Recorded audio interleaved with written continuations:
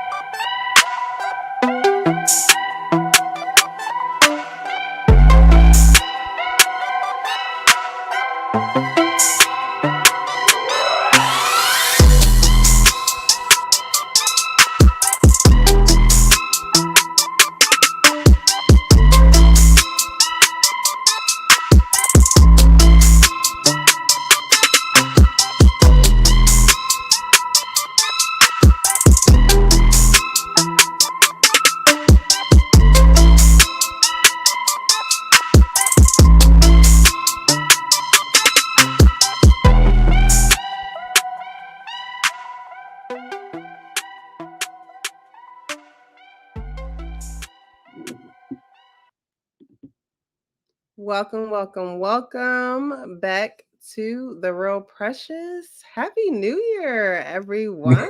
How are you? We're fine. Happy New Year. Happy New Year. Happy New Year. Just it's another one. It's always a good year. You guys, or is it just another day? Does it feel like a new year to you? Yeah, any year, it's a new year. Every time it's a new year, you kind of feel refreshed, even if one day leads into another. So Okay. my whole family was sleeping. I was up, but we don't go celebrate and do all that crazy stuff in New York, But hey, anytime you wake up and the white chalk ain't around your body, it's a good day. Okay. You better say It's a good day. And I agree. I feel like actually I think it feels like a new year to me. It was rejuvenating. It was I spent some quality time. I brought it in twice. I brought it in 9 p.m. and 12 a.m. East Coast, West Coast. Okay.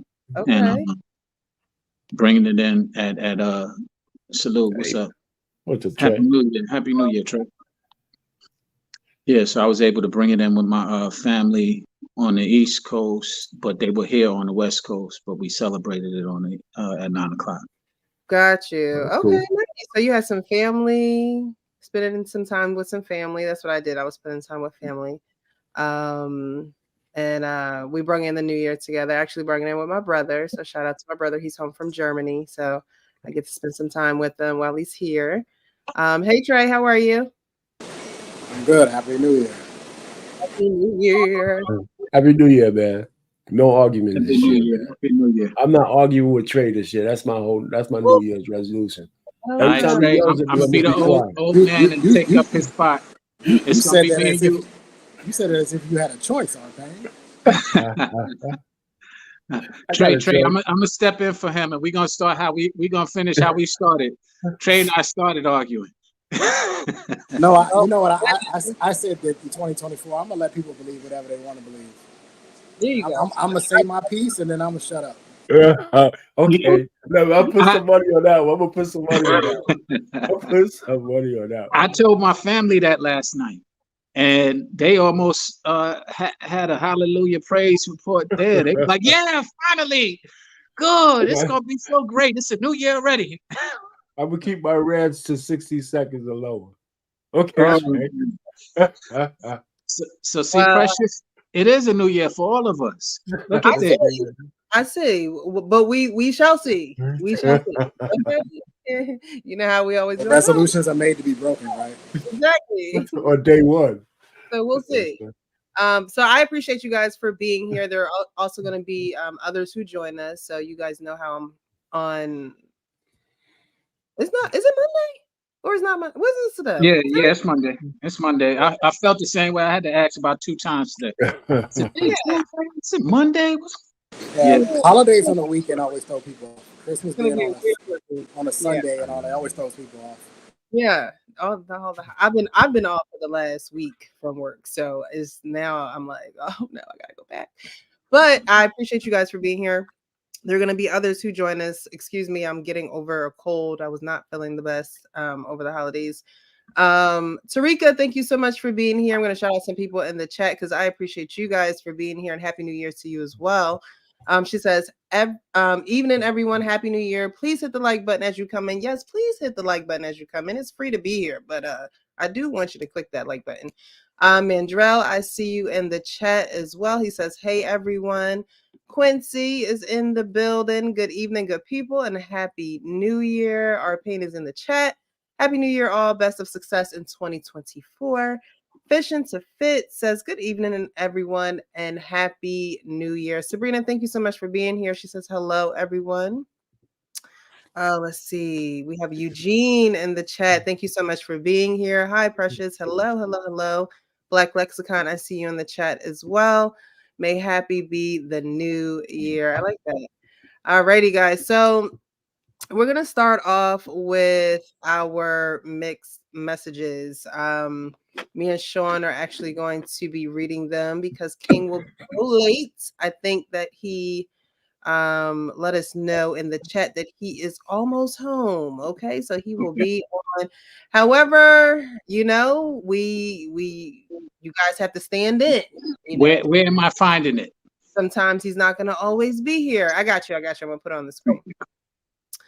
There are 3. I have it right here too because I'm a little blind. But I have it here. Oh shoot! I think you better send it to me because if you think you blind, let me try and read that. All righty, let me see if I can send it to you. Because it is. Wait. Okay, I blew it up. Am I blue or am I? I'm gonna send it to you because I want you to be able to read it. But you guys in the chat, let us know if you can see it. Can you read it? Or is it too small for you too? King is the king of, you know, making it bigger so everyone can see what we're reading and things of that nature. But I'm gonna send them to you now. And you are actually blue. Okay. Okay, so let me know if you receive them. Is it I got one, but I thought I saw more than one come in. Hold on. Okay, yeah, I do see it. All right. And you're blue.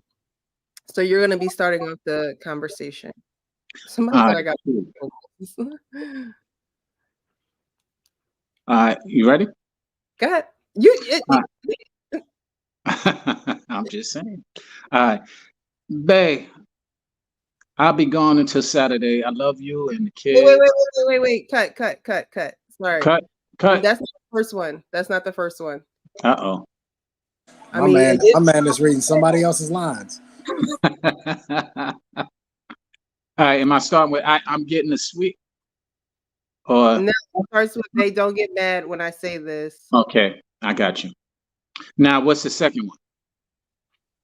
The second one is going to be I'm getting a sweet for 2 days, and then the third one is the okay. Cool. Yep. All right. All right, babe. Don't get mad when I say this, but I'm taking 2 days to myself. What you mean? I need 2 days for me. What does that mean, Sean? Because you talking crazy right now. I mean, I've been putting in 14 hours every day for the last 6 weeks. I made sure you and the kids had a good Christmas, made sure you had everything you asked for, didn't I? Yes, you did, but that's your job. And you said you didn't want nothing. So what are you saying here exactly? I didn't want nothing because I wanted y'all to be straight now. Now I want to do something for me. I ain't going to argue with you about this. You still not telling me anything. What does this mean? All right. I'm getting a suite for 2 days and I'm turning my phone off. I just want 2 full days of peace, babe.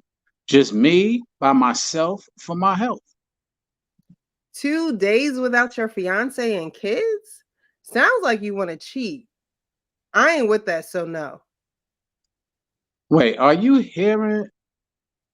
I need time for myself. I'm tired and I deserve it. Oh, man. You know where I'm at. I'm just want to be alone for 2 days and it's not up for debate. You can have peace here at the house. We pay for Sean. What? What does it say?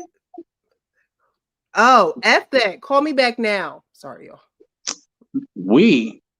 I pay the mortgage and all the other bills in my Christmas gift to myself, love. I'm not done. I'm done. I'm not arguing this. That's my Christmas gift to myself and I pay the bills.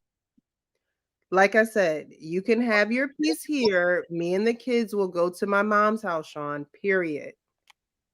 Babe, I'm going until Saturday. I love you and the kids. I'll call you when I get there and you know where I'm at. I'll talk to you later. Do that and the engagement is off. You can have the whole crib to yourself. I said what I said. You're not picking up. You're not picking up now. Your son wants to talk to you. All right, then. Don't even come back here at this point. And cut. Scene. Scene. There we go. Thank you.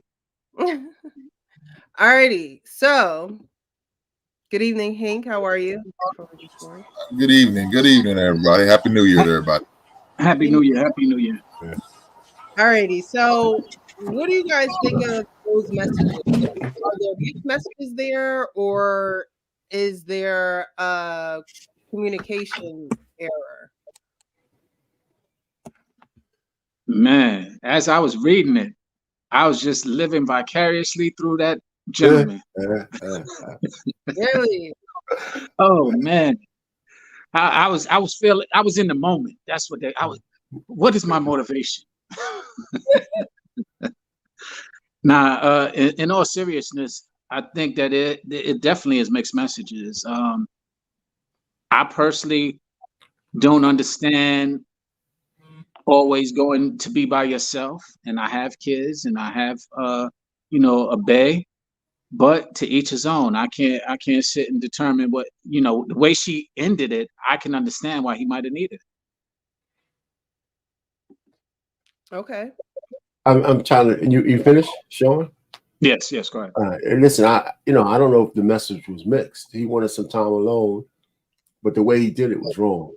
And I don't blame her for wanting to break off the engagement, because if my woman ever told me some shit like that, we're done.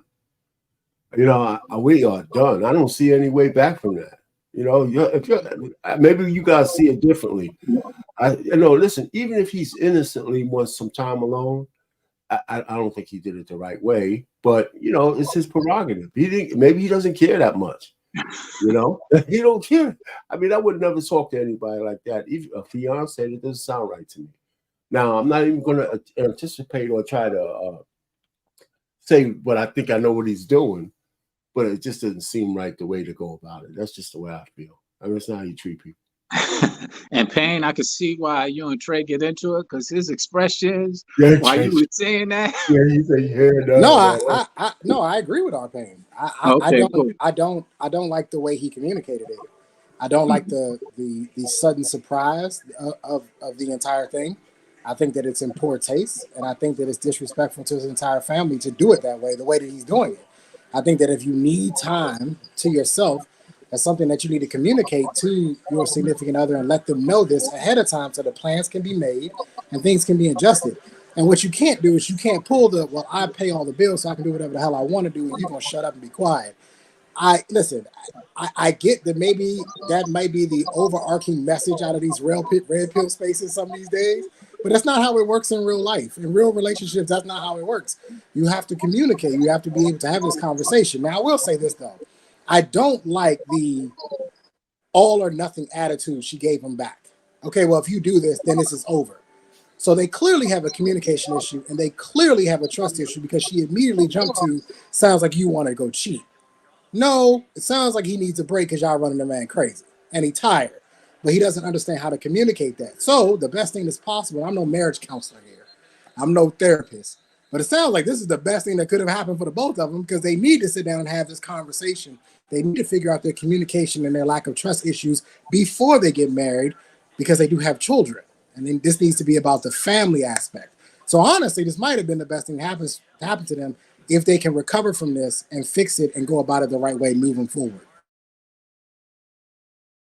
Okay. Hey, Mr. He said, what's up, brother? Hello, Mr. He said. Think. Oh, I didn't know Sean took over the show. I'm sorry. My bad.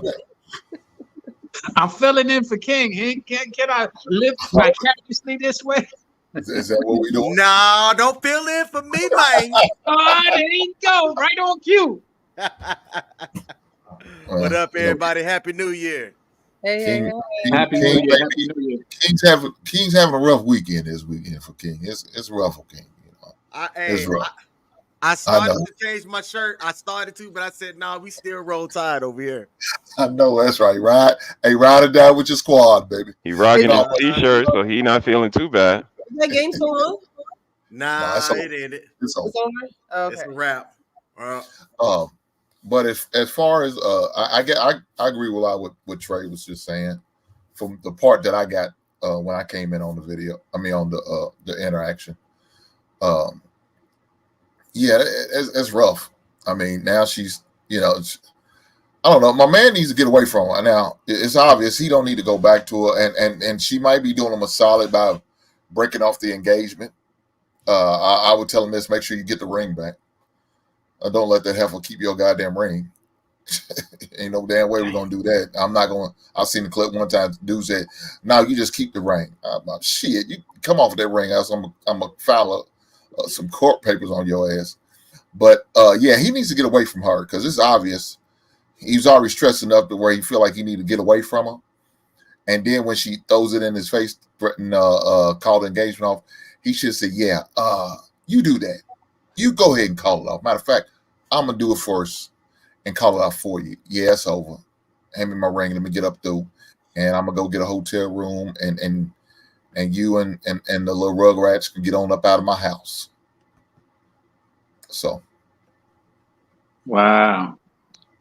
I agree with y'all, Mr. He said. I'm sorry to interrupt. I see you about to chime in, but the one thing that you just mentioned is kind of my concern, and that's the kids. All of this. I mean, they should have been, in an ideal place, married before they had the kids. But of course, that didn't happen. But now they got kids to concern themselves about, and that's just a little concerning for me as far as that lack of communication or lack of maturity to be able to have these conversations respectfully and with consideration. Well, here's the problem with that all or nothing attitude. It's like threatening your kid to spank them. If you don't spank them, they're going to do whatever the hell they want after that. So if you're saying that this is over, it has to be over.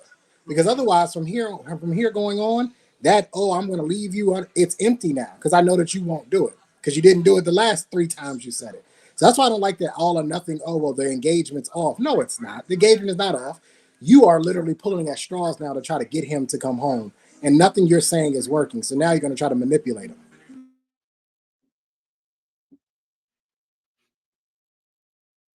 Mr. Hisa? I think the guys nailed it. I wouldn't disagree with anything that they said. Just a more realistic approach on both parts. You know, he sounds like a typical modern woman to me. He sounds like he wants a girls trip. And this is a conversation that we had, you know, a while ago. It's just it's more realistic approaches. It's more realistic, you know, solutions to a problem of feeling overwhelmed. And we all have those moments, but it's the way we respond. And for him to, you know, want to seclude himself for a few days. What if something happens within those few days? You know, like the provisions, the security that you say you provide to your family, you're cutting them off from that for 3 days or so. So, you know, I don't know, in this world, I guess that he controls everything that happens in it. But I'm with the fellas. I think it was a very immature approach, but a lot of the, you know, red pill space, a lot of men, you know, pound on their chest and don't make the distinction of that nurture, that care, that consideration that a wife needs, that a marriage needs. And I think that's where, you know, most people gravitate to hearing those points where they miss those finer points. But I agree with the fellas. Well put, fellas. I agree with y'all wholeheartedly. They both could have handled that a little bit better, but it just sounds like a girls. He sounds like he wanted a girls trip to me. I want one more thing before you go, Precious. Uh-huh. She did give him an alternative that he turned down. She did say, "Listen, I'll take the kids. I'll leave the house. You could come home and you can sequester here at the house, and I'll be gone." Now, either he didn't believe her, or that wasn't good enough for his plans. You What's the know, difference? well, I see the difference from her perspective, And right? From help her us perspective, if understand it, because I don't. okay, well, you want me to now? I'm trying to keep it short to under a minute. You know, so the point I'm just trying to make is that if you, Happy New Year, y'all. that's what I said, man. I'm Happy trying to New keep it Year. short. The He said, resolution I'm gonna out the try to window. keep it short From under a her minute when we perspective, know better if Well, than if that. he's you in his own insist, house, if he's in his own house with her, that he shares with her, if he had plans to cheat, he'd be less likely to bring some skank over to his crib.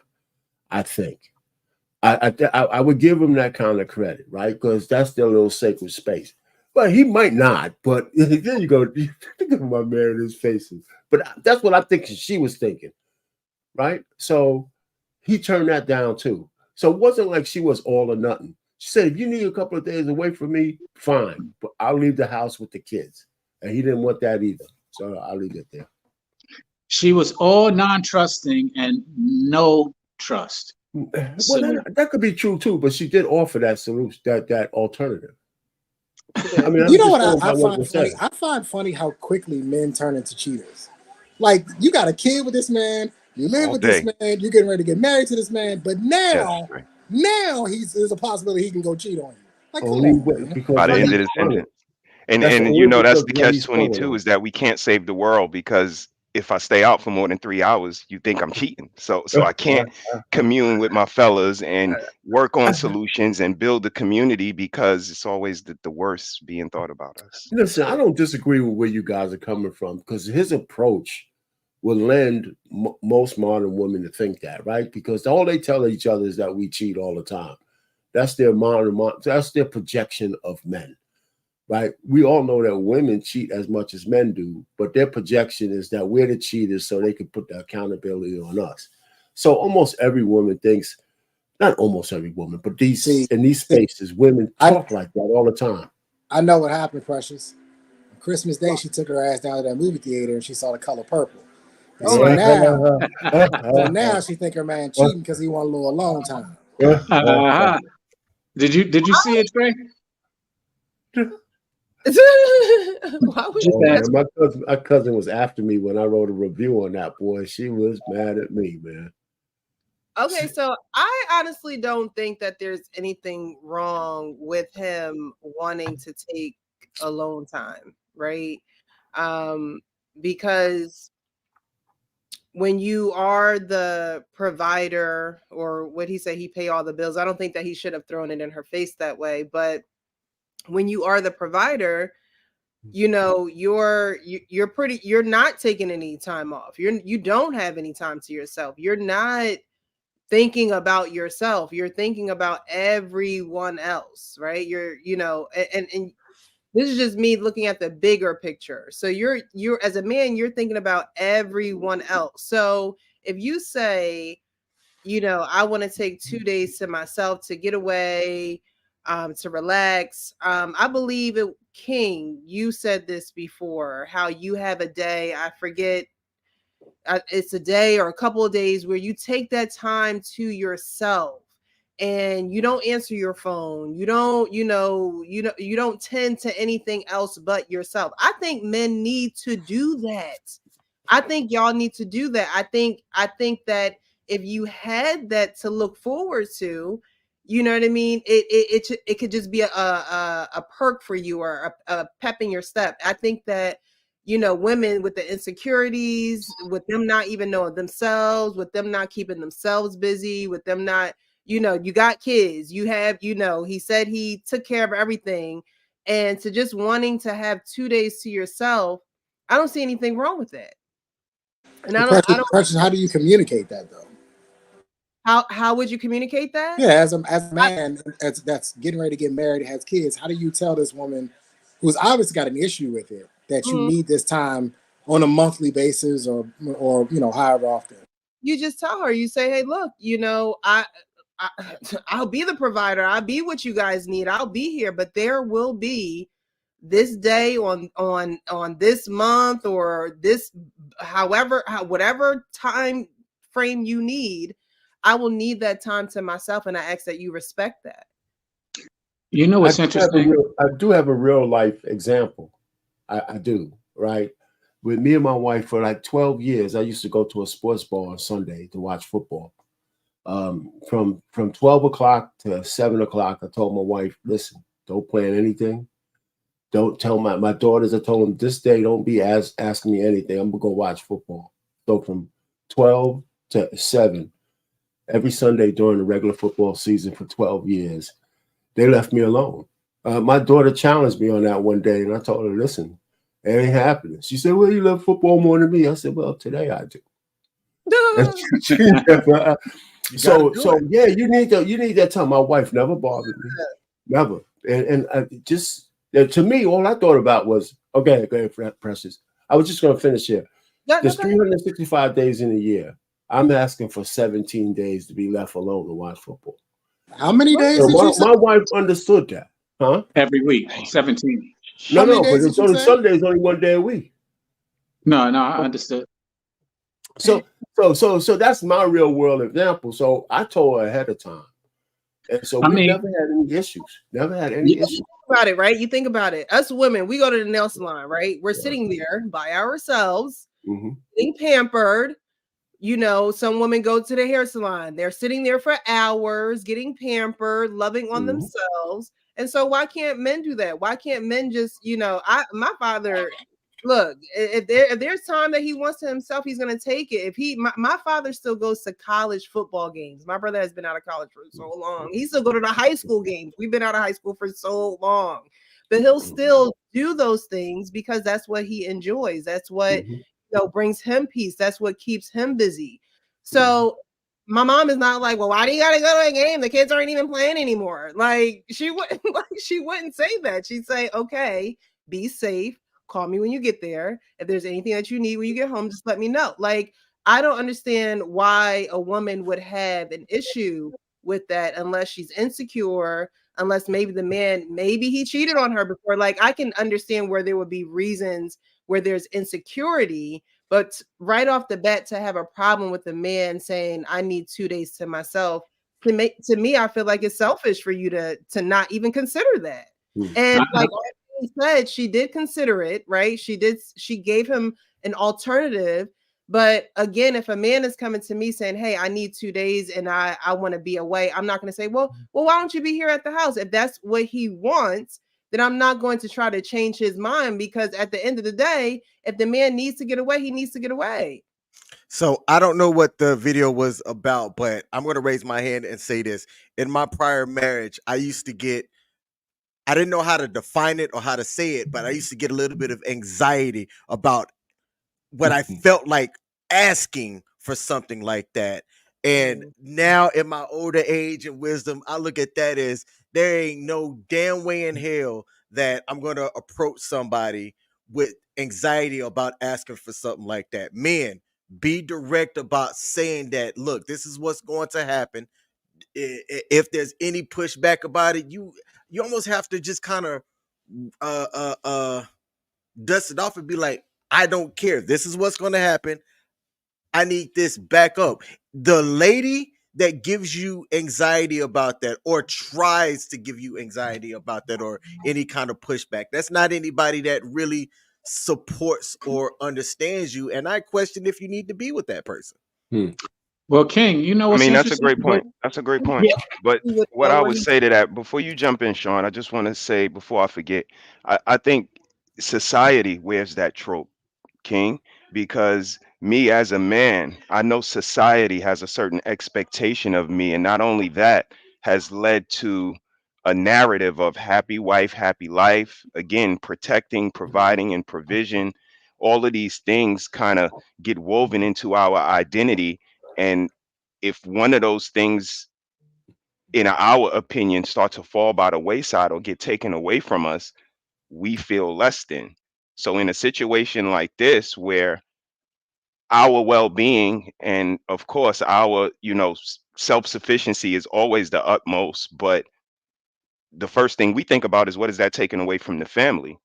What does that do to the family? How does that affect the children, the wife? And again, that selfishness, we're just not allowed to even fathom, because it's not what a family man does. That's not the identity of a family man. It's more selflessness than selfishness. And when we start to think selfishly like that, we get a different identity in society. So maybe that's why we're a little reluctant to go that route, because I know I am.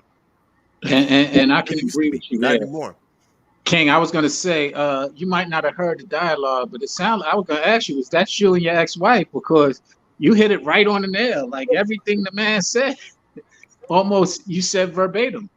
Yeah, man, And I'd probably say it was. yeah. And I'll say this: what Mr. He said just said was very powerful, because I agree. If we're going to have this theme of selflessness, that as the man, the head of the household, is providing to the family, then we have to conduct that.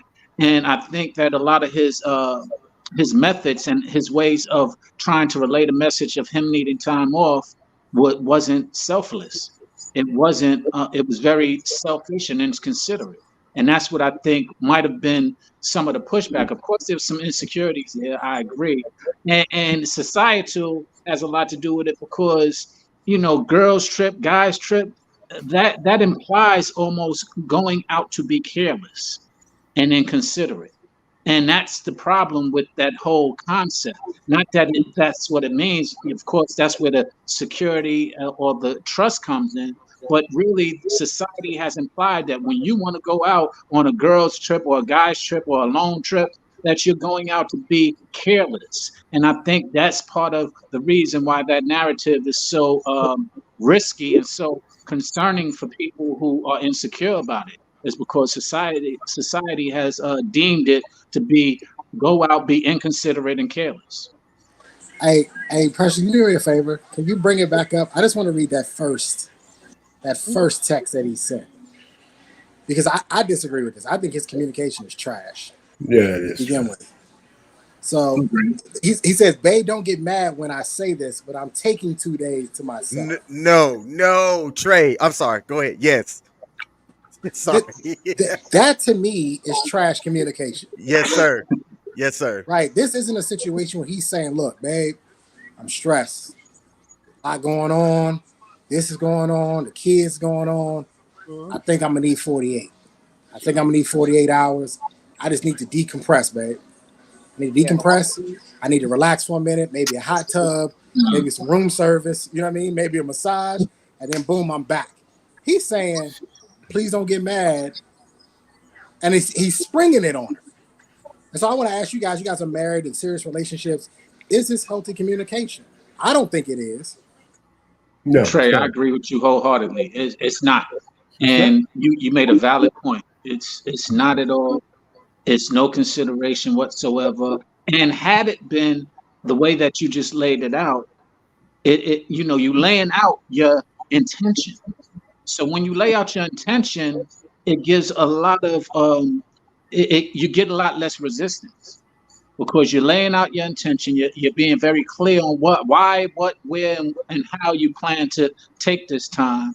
And so it gives comfort, it gives security, and it gives the ability for your woman to feel one, considered, two, in the know, and three, more willing to accept what it is that you're asking. So with looking at this, I mean, first of all, he's asking for a lot, and 48 2 days away from the kids, and if he's being stressed out by the kids, what do you think that woman's going through? So he may be, if he said 24 hours, okay, man, I can understand that. You're doing what you need to do, especially the way he came across, like Trey said. Yeah, it sounds questionable. It sounds questionable. If he sit there and say, like Trey was saying, I'm going through some shit right now, and I need some alone time. I need some time, a day or two, to get my shit together and go and get my my mental right. Okay, I could be more accepting. Yeah, seeing this again, like I said, I didn't see the first part. I caught the second. I guess the second part of the text. Yeah, it does sound kind of questionable. I probably would question his loyalty. I'm just saying it's just seeing that part where he came off like, yeah, I just need a couple of days. It's not like he's being rushed because his side chick is ready to get it going wherever they're gonna be at. So the funny thing is, I agree. don't think a man up here is disagreeing. I think we all kind of see that writing on the wall, and that's probably what she's seeing. Well, the side piece made the reservation, so he got to get in. You know what I mean? It's on her clock. Well, he couldn't break it. I do think it's poor communication skills, though. I wouldn't disagree with that. Yeah, for sure. It's definitely poor communication skills, but however, I still don't think that there's anything wrong with a man communicating. No, I agree with you. I agree with that too. You just got to communicate it properly. I think that's what we are. Yeah, that's because like you guys said, it is a societal. You're looked at if you want to take some time to yourself, like, oh no, you can't do that, and even a car, you got to take it to get oil changes and it breaks down, like, you know what I mean? Like, you guys aren't machines, so you have to take time to love on yourself and take that time out to care for yourself as well. Still, it's double standard. If my wife came to me and told me some shit like that, I don't care how she communicated. The answer is no. Right on, Brother Payne. That's a good point. I don't care how she communicated. Phone hogs, ain't you? Y'all want to give that goddamn mic up? Give it up, man. Give it up, Shiny Payne. What did I say? That's the problem. Y'all been saying too damn much. Let me talk. Oh, listen to you, man. Good. I don't know. Like I said, with something like that, he's got to give a lot of detail.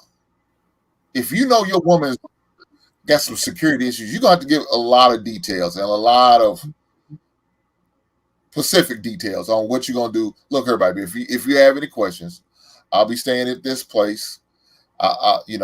Here's the phone number to the place, to the hotel, or to my buddies where I'm going to hang out at. If there's any issues, you call me. If the kids need something, you call me. Make sure, but make sure you give a lot of detail, not only for you to cover yourself, but to for the security hub, and just for GP just on GP, because like he said, anything can happen, and you want your woman or your man to know exactly what's going on, where you're going to be at, so we know what's what. I mean, if you're going to do something like that, especially just out of the blue. Now, if it was something different planned, like you said, a guy's trip, We've been planning this for about 4 to 6 months. So you already knew what the deal was. Why are you acting like it's now? Now you shouldn't be. You know what I'm saying? So you knew. This looked like a spur of the moment type idea he came up with. Yeah, you're gonna have to give a lot of details on exactly what's gonna be going down and where you're gonna be at. Else there's gonna be some problems when you get back, regardless. But of course, like you go further down the story, it sounds like they want to be out anyway. It don't sound like it's the relationship's already on the rocks, especially when you threaten to leave because this all of a sudden came up. Yeah, so it's always sound questionable anyway. So. Alrighty, we're gonna move on to the next video that I want to. I'm sorry, who was that? Oh no, I was gonna say while you were getting that set up, the mods just hit somebody with a ban. That's what I'm talking about. Shout out to our mods in the chat. Shout out to the moderation. That was you? Okay. Yeah. Good deal. Good deal. Yes. That shit was it was swift too. It was quick. Yeah. Like I saw it and I was about to go boom, and you was just like, nah. I'm like, and you did it without even changing your facial expression. Shout out to you. Get the hell up out of here. All right, next. All right, so I wanted to go over this video because of course it's a clear what the hell is wrong with her, but I wanted to also break it down as well because this woman, I believe, is in her 30s, and this is what she wants to do. You guys you'll see. 34. What you do for a living? I'm a nurse. Nurse. You have any kids? I have a 2-year-old son. Okay. Why you not with the dad? I was a house. He wanted me to be a housewife when we first met, and I decided to kind of change and wanted a career, and he didn't want that for me, so he gave me an ultimatum, and it's to stay at home and be a housewife or leave and have a career. So I left. Girl, we want to smack you in the face right now. So let me ask you this. Was he paying all the bills? He was. So, and when you guys got married, that was the plan? Yes. So basically you had your husband. He was your husband? Mm-hmm. So he was your husband? Yes. You guys had a family? Yes. You agreed to be a stay-at-home yes. mom. What made you want to get a job? Before she answers that, I have a question for you guys.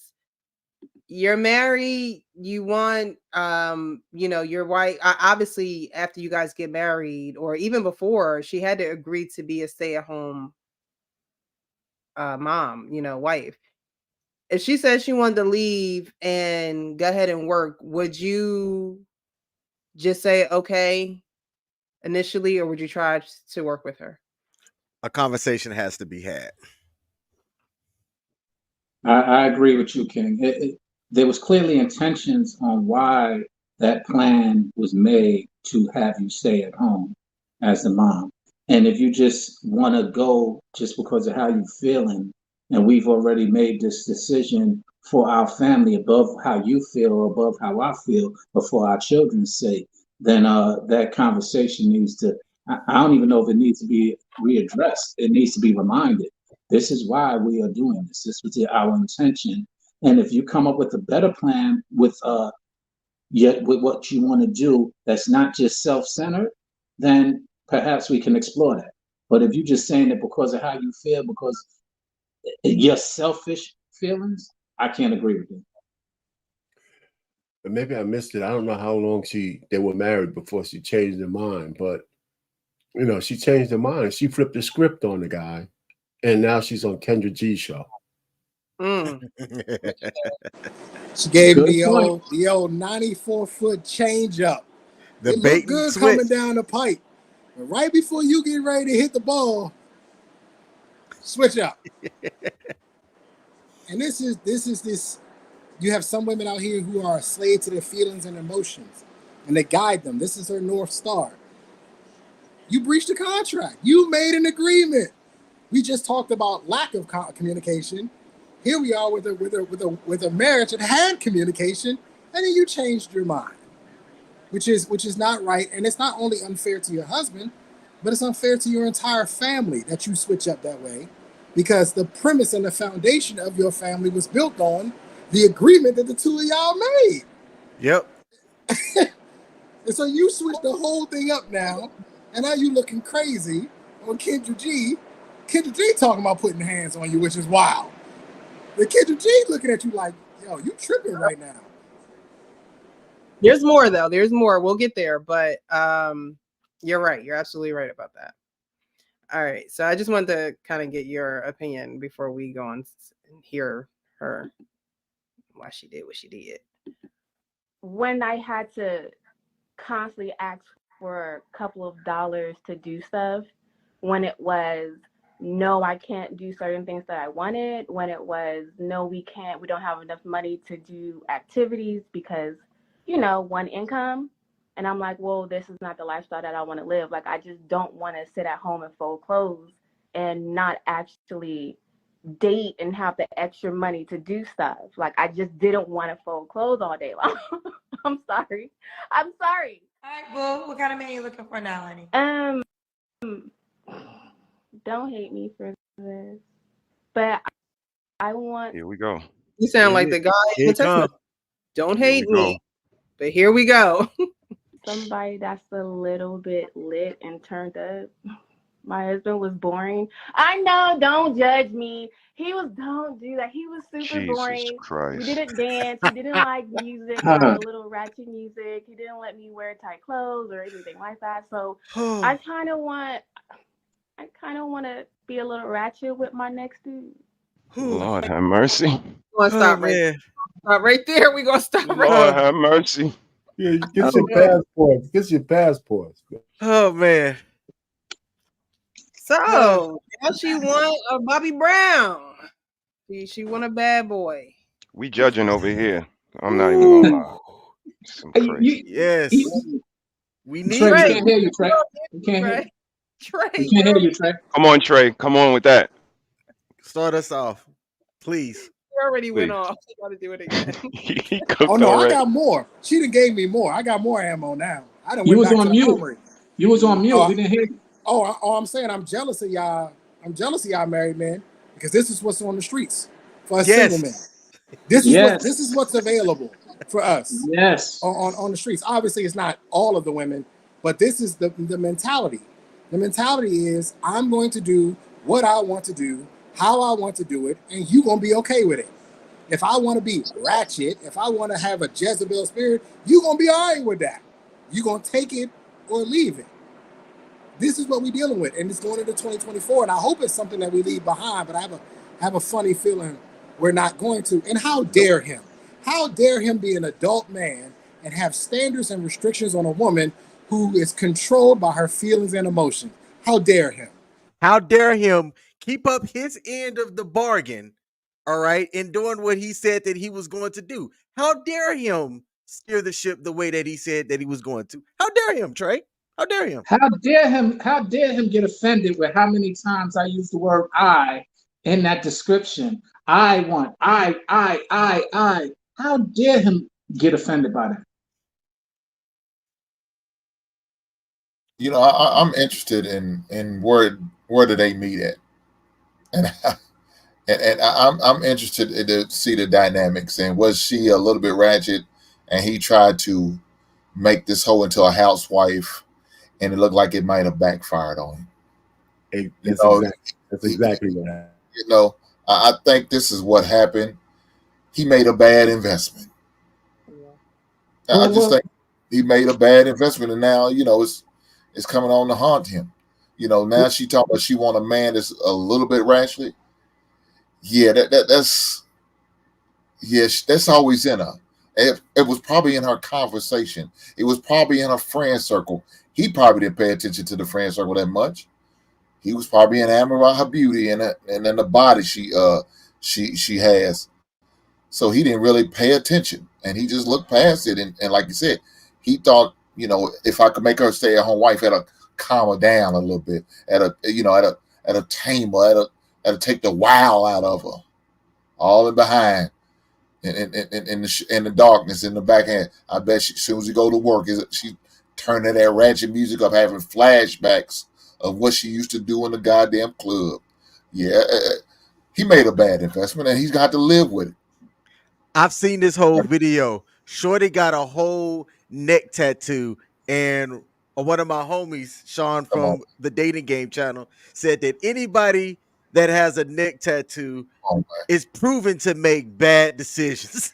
come on, man. Lord have mercy. And it's a woman. It's not like it's a dude. It'd be different to do. You expect a dude to do some dumb shit like that, but this is a woman. God damn, baby. What was you But thinking? that lends to some good conversation on our vetting system and how signs like that, you know, the unspoken signs, the tattoo on the neck, or the ratchetness with the girlfriends, or the things that we should always take consideration. We should take into consideration that we often, or some men often don't. What do y'all feel about that, fellas? Listen, the guy, she showed him some of those signs. He ignored them. I was talking to a guy yesterday. He talked about the number one thing with a woman is being in love with her. I said, there's a whole bunch of graveyard of men who love their women, but let that gate open and marry them without looking at. And the woman is wearing a red flag dress, and the guy don't see it because he's in love. As this is the example, this guy fell in love with this chick, and he ignored all the red flags, and he let her in, and she's giving him a taste of his medicine. He's got to be accountable for that. He can't. Nah, Arpain. She that wasn't love. She putting that Damn, snap on his Arpain, you ass. made it his That's fault. what it was. God. She putting that No, because she ratchet no, and hold she on for a fun second. and she free and she doing whatever she want to do out here. He didn't know what to do with all that. No, that's true too. But it's his fault for marrying her. He had to see some of that. He had to.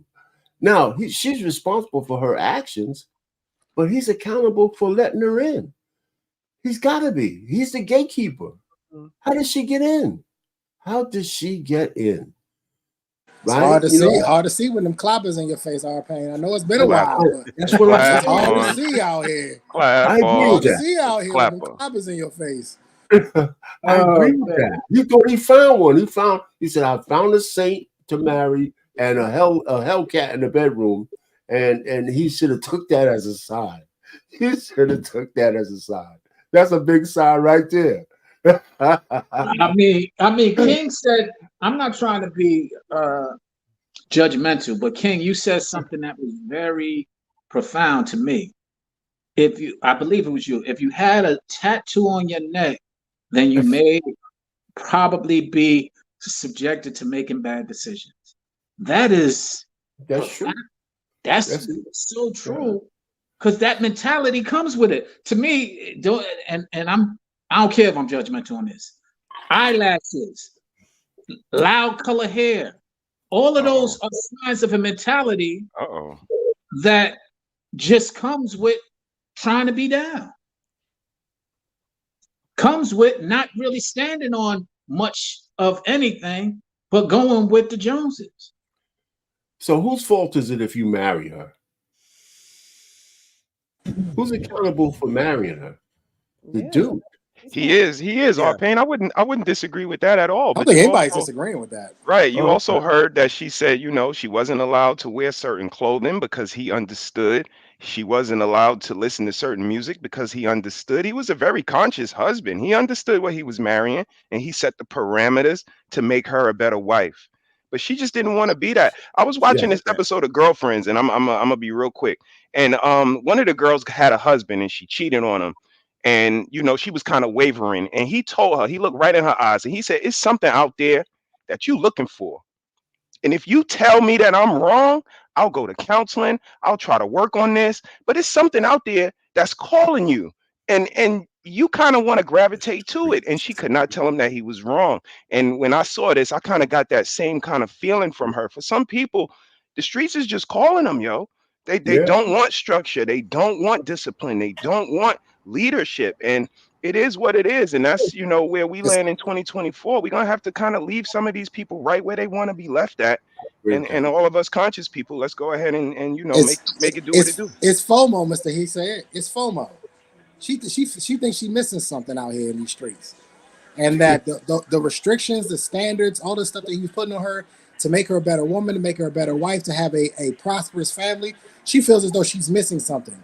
And I guarantee you, if he has a conversation with her and we start to pick apart her friends, what's her friend circle? How's her friend circle? Who are the people she's around? What is making her miss something? I'm telling you, I went through this in my last relationship. In my last relationship, we would have these conversations, and she would be telling me about her friends who having baby daddy issues, and I'd be looking at her like, okay, but you don't have those problems. So you need to separate yourself from these women because you're gonna end up like them, and lo and behold, here we are. So I agree with Hink. I would like to know where they met and how they met. I think Hink, that's a very good point. That Hink, the foundation is there. But I would also like to see is who's in her ear, who's she talking to every day, because she's clearly missing something. She thinks she's missing something. When it looked to me, she had everything. Yep, absolutely. So And in fairness, the thing about it, this is crazy. The thing about it is, when a man has to change that much in a woman, you don't need to be with that woman. We heard what she said. Try to change the ratchet music he listens to. Why try to change all the tight clothes and her hanging out and going to do this. That's a lot of change that a man has to do for a woman. That's shown she's not worth it. Men, you shouldn't have to make that many changes for a woman. You should be going after the woman that's already pretty much there. Only thing you got to do is just smooth it on out. Mm.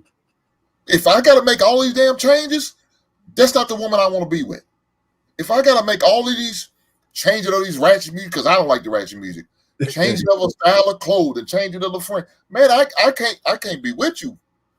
I'm not gonna. That's a lot of goddamn work I ain't trying to put in you, especially a late age of mine. Now maybe if I was 20 something, I could probably deal with a lot of these changes.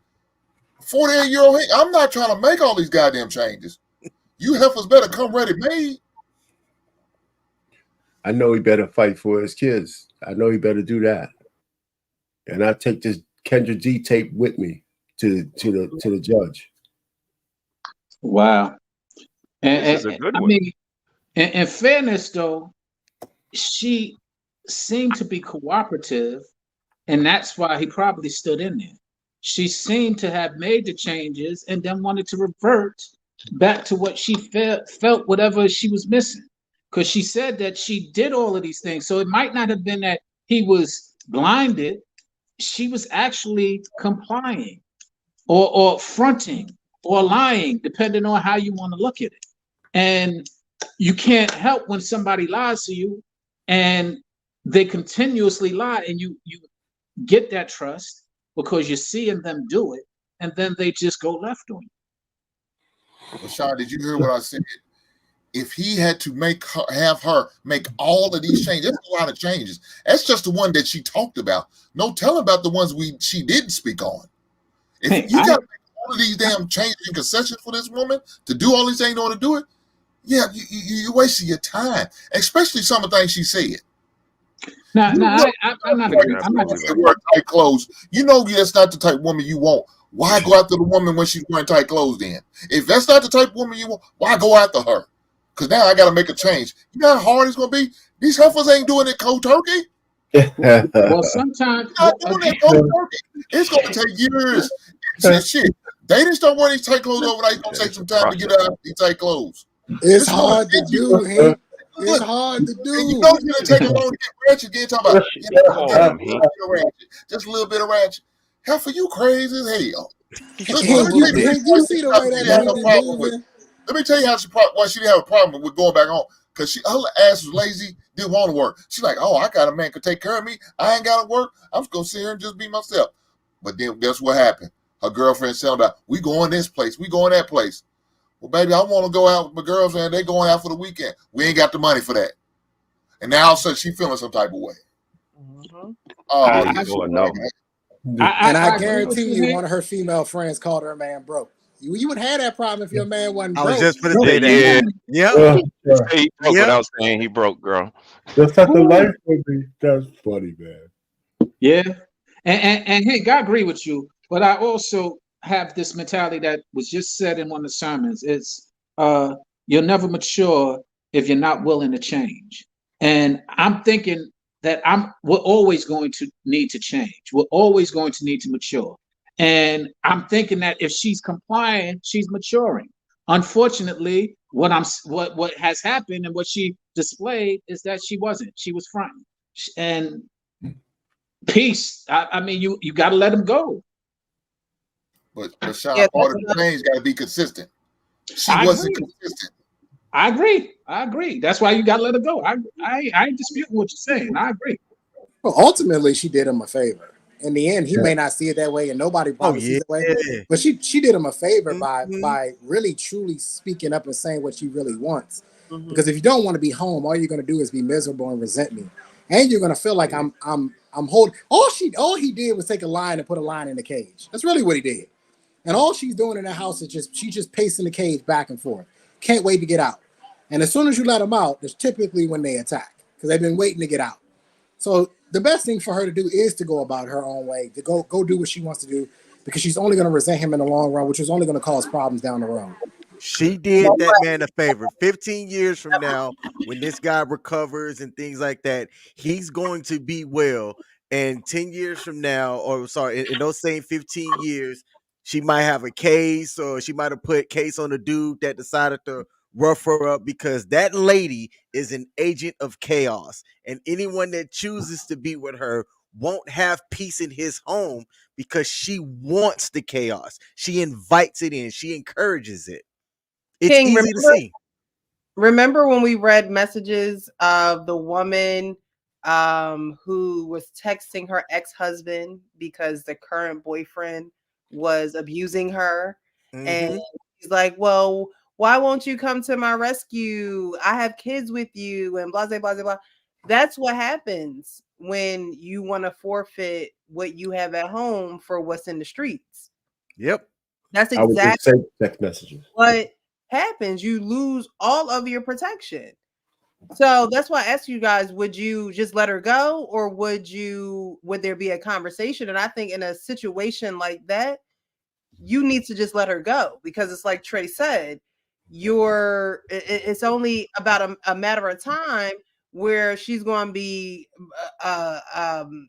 breaking up the happy home, bringing somebody into the home, cheating on you. It's just going to be a life full of misery because she's not where she want to be. So that is someone that you let go. The horrible part about that is when men go through situations like that, the men feel like everything is already their fault, right? So it's something that you personalize, and it makes it harder for the next woman, who is actually the woman that you're probably that's supposed to love you, that you're supposed to be with. It's hard for you to actually now trust her, because you done had someone make you believe that they were going to love you, that they were going to adhere to, your plan, your way of doing things. And now that whole picture has been shattered. The next person that comes along it's a little bit harder for that person and for you, because you've probably spent so much time thinking it's all your fault. What could you have done better? When no, it's the woman is not what's good. You chose, and it's okay to choose wrong, but you have to realize that it's a character flaw in another person, but you can't take that to heart as if something is wrong with you. And I think a lot of men do that. Do they? I mean, that's a very great point. Because I I don't, think I don't agree with that 100%. you have to look at yourself, though. I mean, you have to, because you got to see what about you made you choose her. What was it about her that made me say, okay, I'm gonna take a chance on her. You know what I'm saying? So you have to. Am I attracted to toxic women, or am I trying to, build a chick? I mean, am I trying to just fix up every woman I come across? Is that why I chose her? So I think it's probably warranted that we do that. And so hopefully, I think you should. I think you should do that. I just think that it shouldn't be something that hurts you to the point where now you don't feel as though you can trust somebody else. Yes, take a self-evaluation, but also let that go. You know what I mean? Like don't allow it to be something that you're looking at yourself like you're second guessing yourself as a man. I would say second guess. It's take some things, learn from it, but you still gotta put that bolo out there. You gotta be on the lookout for certain things. I don't necessarily 100% agree, Precious. I think men get cautious on the next woman depending on how bad he gets beat up if he gets raked over the coals in a divorce. I just think that as far as going to the next woman, yeah, Hink is right. You got to make sure that whatever your vetting process that went wrong, you can't do that again. But I'm not so sure we carry trauma from woman to woman like women do with men. I don't. I hear you are pain, but I'm gonna have to lean towards Precious and Hink on this one, only because sometimes we may even give people the ammunition to fire against us. You know, in this situation right here specifically, you know, he may move on and tell a woman that he was a part of a failed marriage. And he truthfully he was. Technically he was, but he wasn't the part of the problem. He was actually again a conscious husband, but that dynamic, the marriage overall failed. And again, a person will use that as ammunition against you. Yeah, you know, this is repeated behavior because you were a part of a failed marriage. And again, this is information that I gave you, but you weren't specifically inside of all of the details to know what went on. So I think you guys are right that we can't internalize these things and take them and make them define us as men, as husbands, as potential partners. But you know, we do have to take stock in the part that we played in the situation. Absolutely. Do you have the rest of the clip, Precious? Yes. Oh, there's more? Oh, yeah. Shit, there's more? Oh, yeah. Oh yeah. Oh yeah. You hold it. You have this good ass man, might have been born, but a good man, married you, was your husband, took care of all the bills, probably wasn't that lit. Got divorced. Now y'all here in the streets, and you about to meet these rats. Let's hold on. Let's.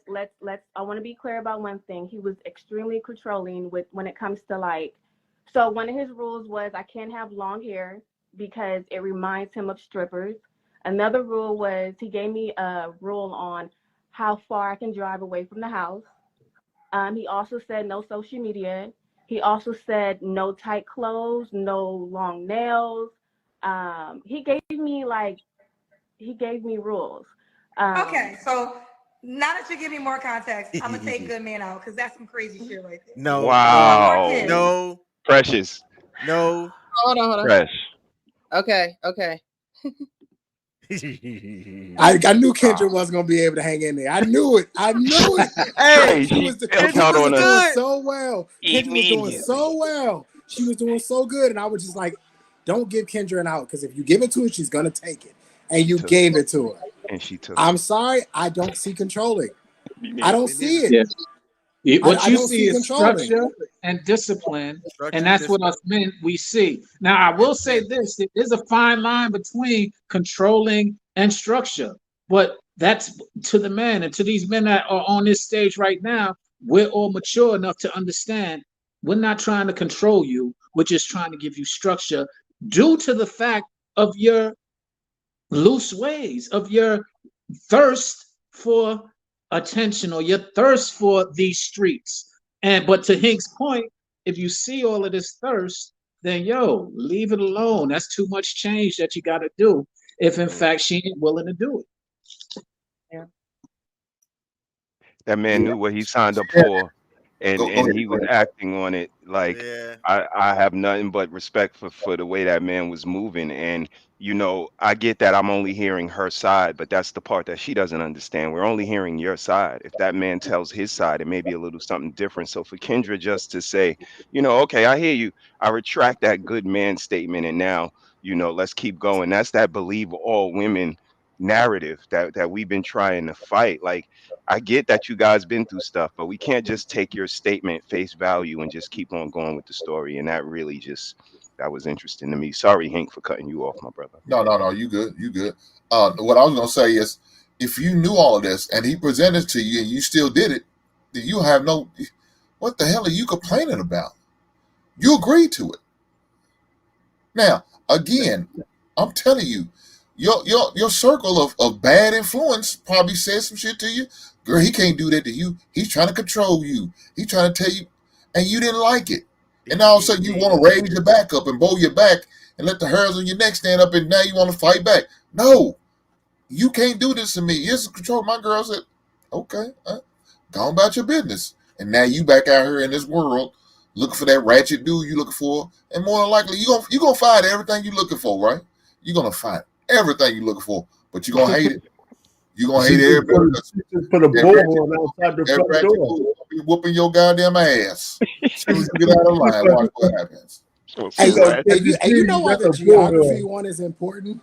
Most women can't even name 3 countries. We see this often. So him telling her you can only go a certain distance away is because, baby, you don't know where the hell you're at. And if you don't know where you're at, then I gotta come find you when you get lost. Liam Neeson. Right. Him telling her you can only go so far. Listen, when I was in the military, they did the same thing to us. It sucks. Hey, when I was on call, I was an explosive dog handler. I was on call. I had a big phone. This back in the day, the phone this big they gave to me. I could only go 30 minutes outside the base. The problem was I lived 45 minutes outside the base. They didn't care. So there's always a reason for things. And I think it was Mr. He said, we hadn't get to hear his side of it. I guarantee you there's a reason why he's saying you can't go this far away from the home because of this. Where I live in Maryland, if you start to go 25 minutes south, you end up in DC. Talk about you end it. up in DC. So yes, baby, guess what? I don't need you in DC. That's carjacking central right now. I don't need you getting carjacked. So no, I would tell you, hey, you can't go this far because I'm gonna have to come get you, or I'm gonna have to call some people that I know to help you out.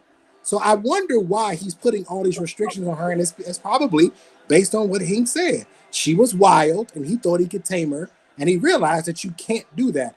The hair one, though, is interesting. The hair one is interesting. I see this is why we got to have inside of it. Because very rarely do you hear a man say he doesn't like long hair. It's typically the opposite way around. Right. We don't like long. But listen to what he said, what she said. He said he didn't like my hair long because I look like a stripper. Yeah. Oh yeah. So that's some underlying details of what he's really feeling. It's probably blue. Sean, what do you think? Maybe she was a stripper. Maybe he met her at the strip club. Arm. You see all them tattoos on the neck and the arm? And so that's probably where he get the stripper vibes anyway.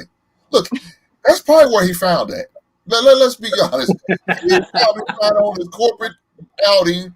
His guys had a beer at the strip club, and that's where he met at. And now he said, I'm going to take you away from all that wildlife. Yeah, well, he put the 20 in the G-string. He put the 20 in the G-string. This ain't work. He said, why you got to work here? He put on his cape and said, here I come to save the day. And it backfired on him. You can get yourself hurt here. I keep saying I need to get in the cake business, man. It's big business out here. All right, we're gonna finish. And I just want to say the trade point earlier for us single men out here in 2024, it's not precious what you were saying that we get resentful from our past experiences.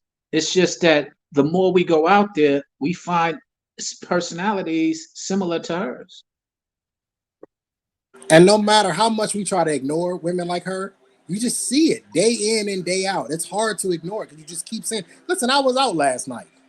And I agree with Hank. Listen, you don't want to pay attention to the women with the tight clothes on, but they are everywhere. You can't go anywhere. And I was out last night with my boys. We're celebrating the new year. You can't go anywhere without seeing women with, the stripper look is the look. This is what these women look like. They look like they straight off the pole.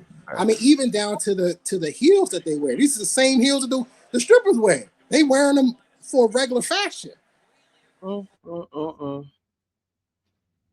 Ridiculous. All right, we're gonna finish this video out, and then we're gonna get to Simone Biles. Don't hate me for this, but I said no to the first one. Love my son, but I said no to the first one.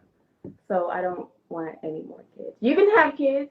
I can love them like they're mine. You don't have to answer, but I'm gonna ask. When's the last time you was intimate with someone? Like 3 weeks ago. Who this man?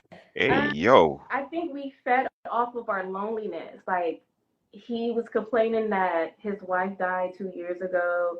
I was complaining I was lonely. We was nice to each other, so we had a good time. So is he an option for Hey, something more yo. just like real? No, I don't think he's ready. I don't think he's ready. And I don't want to put this type of pressure on him in a sense of like, you know, pack up your wife's shit. How do you say that to someone who wife? He used that I so he know, could get so I don't laid. want to say that, and I don't want to do that. So I'm like, you know what? It was nice, and when you're ready, call me when it's gone. But it's okay to go inside of me though. Yeah, thank you. Who said it? No Mr. He said, standards. No no, standard. no Yeah, I'm the one that standards. say they don't have no Period. standards too. They don't have Period. no standards, y'all. Shit is a Man, shame. Shit that's is a shame. that right there is the pinnacle of what Trey just said that I just echoed and what is out here. Standards are almost impossible or almost non-existent in this out here in these streets right now on these single. So that's why we admire you guys who are in significant relationships or long marriages, because the standards of some of these women right now, if you don't have accolades and they value what you have and what you can do with them or the accolades that you achieve, and that's it. Well, That's the standard. come on, Sean. You mean the woman? She gave a widower some love, and you guys are gonna sit down here and say she don't got no standards. She was doing a public service. What are y'all talking about? What y'all talking Man, about? Hey, And then our widowers and, opinion, and, need and you love know who too. does that and pain? then our You know opinion, who does that pain? she's just Hookers. repackaging the punani to give it to somebody else now. Right. Listen, So the You know who woman. does that? she's out here being a charitable woman, helping out the widowers, and now she's gonna repackage it, put it Right. back together to go give it to a man she wants to spend the rest of her life with. Right. Come on, man, miss me. Come on, Again, man. pain. You know who does that? I Hookers. want to say. Shano, for me, it's the fact that her husband was right.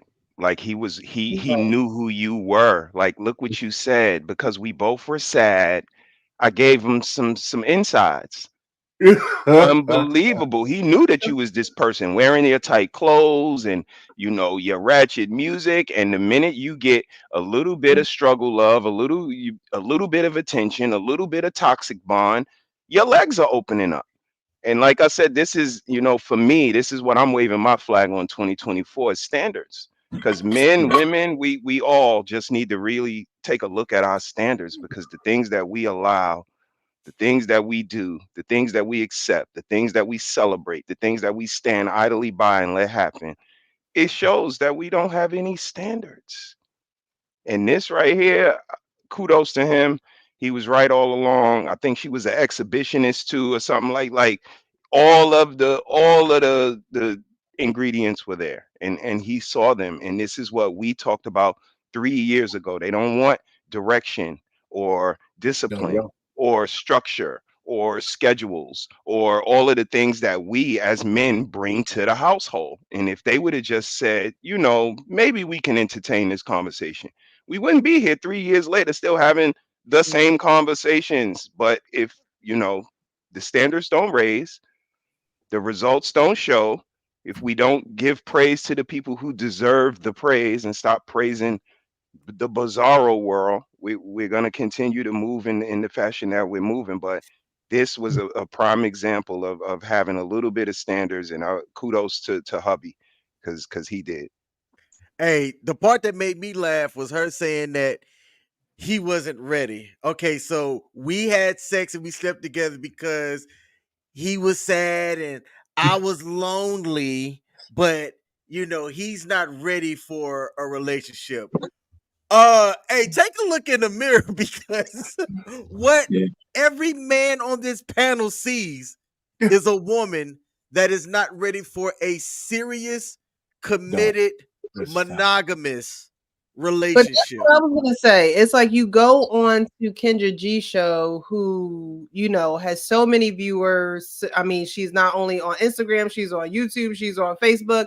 So it's like, who do you really want when you, I guess, market yourself in this way? But she said who It's she like wanted. She said who she wanted, though.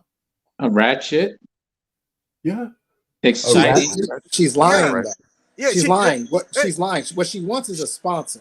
That's what she she wants wants. a spot. Yeah, and she doesn't want that person long term. She wants that person for the Yeah. short, the here and the now. Yeah. And when she gets to where she's 45, 50 years old with her box wine and 2 cats, she's going to realize that she effed up. Riesling. Yeah. And what's funny is she wants this future. She wants the future of a toy and a bottle of wine. That's going to be her future. That's what she's replacing her standard of man for right now. Is a toy and a bottle of wine. And it's an unfortunate reality that is growing in our society. And to It's a everybody's full-fledged point, tumor.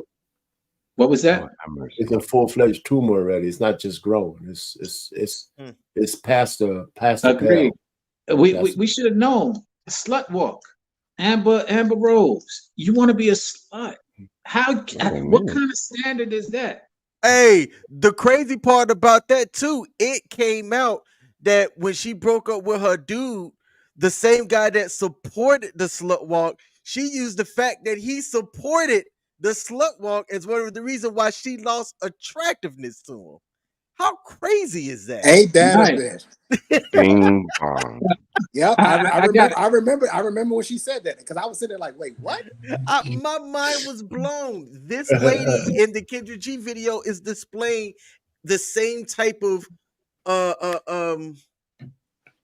decision making that tells me that they need, not even say they, women like her need structure but are so resistant to it that I don't know what it's going to take to get them to see that in their younger age.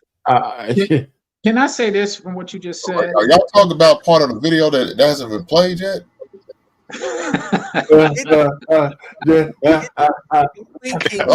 Damn. Oh man. Can I say this? I'm lost. Liberation is Hold up, Shano. opposite. Hold up, Shano. Hold up. Hank just said he was lost. So can we take a couple of seconds to get him on the same page because you already are up to speed. So Hank, Oh my it's God. on you, sir.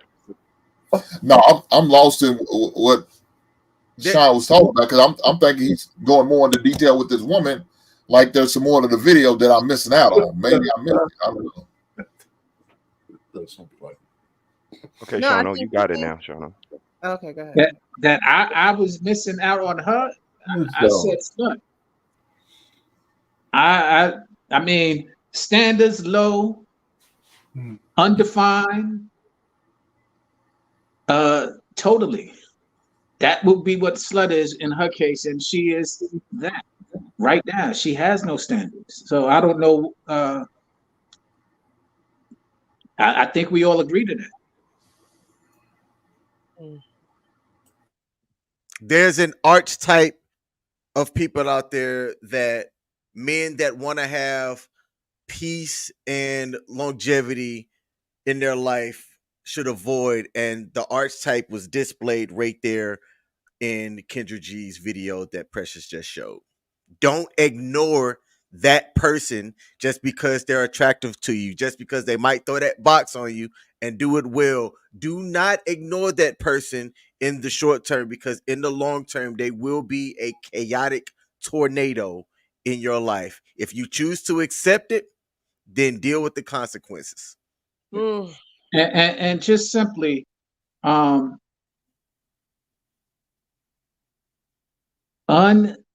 careless liberation is simply untamed energy. And I think that's what's going on right now is you want to have liberation carelessly. And which really implies you don't want any structure. She said it very clearly. You don't want any structure. You don't want any discipline. You don't want any rules. You want to be able to do, as Trey said, what you want, when you want, and why you want, and how you want. And that's what is typically destroying and separating our family units. And we have men now who are understanding that and are trying to fight to get it back. But we have all of these women who are sensationalizing. I just want to be clear, careless, free, liberated. All right. You know, I think men should stop trying to save the women and change them. I say it's a waste of time. I hear you, married man for 20. No, but 30, I mean, when 40 I'm trying to plus say, years. Sean, it has nothing to do with me being married because I'm married. I'm saying if you have these complaints, you cannot change an adult unless they want to be changed. They got to be on that path before you ask as part of your desire. If they're not there, what you going to do? I mean, that's Hank already said it best. This guy had to change this lady into a whole completely different being for her to be a wife. He chose to. I mean, that's just too much, man. I agree with you, Payne. I'm just saying, easier said than done for a man who's married. What's easier said than done? Years. What's easier said than done? You said just go ahead. My point is yes, you're right. But the problem is that for a single man who would like, we don't want to change, but we would like to find somebody who already is either untraumatized or healed, or has virtues and standards. And it's very difficult. Our Payne is asking for these women to come pre-assembled, and they are coming pre-assembled, but the problem is that it's got made in Taiwan on it, and it's cheap and it's great. They're pre-assembled to a degree into which that they can be brainwashed and influenced by the society here in America. Right. So some of them are being raised. I've dated nothing but women who had dads in their life. Doesn't mean that they still can't be susceptible to society. Right. It still happens, right? At the end of the day, this all boils down to what kind of woman does she want to be? Right. At the end of the day, it don't matter. It don't matter what I do. It don't matter what kind of woman do you want to be? Boom. Exactly. And the issue is that we're not getting the women that can articulate what type of woman they want to be because they don't know. They have no idea, and they kind of move with the wind. They move with the trees. They move with the waves. They just kind of go whichever way it kind of just takes them. Okay, this feels good, so I'm going to go with this. Okay, he's a widower. I want to have sex. This feels good. I'm going to go with this. They don't really know what they're doing. I think for me in 2024 and going forward, one of my questions is, what type of woman do you want to be? Explain this to me. There you go. Ask her. Just like you just said. Ask her. Mm-hmm. Ask her that question. That's a great question. And Trey, you the prototype. And how much debt you got? All of those God damn. All of those questions, man. Ask them. I'm serious. That's what you got to do. Instead of trying to change them, ask the questions you need to have answered. I mean, I think it's really that simple. No, I shouldn't say it's simple. It's really the thing you have to go through because some of those questions are going to be hard for the typical man to ask. Because he knows that he may blow a chance with that woman who he's so excited about, but he's got to do it. But he's got to do it. That's the thing, RP. He's got to ask those hard questions.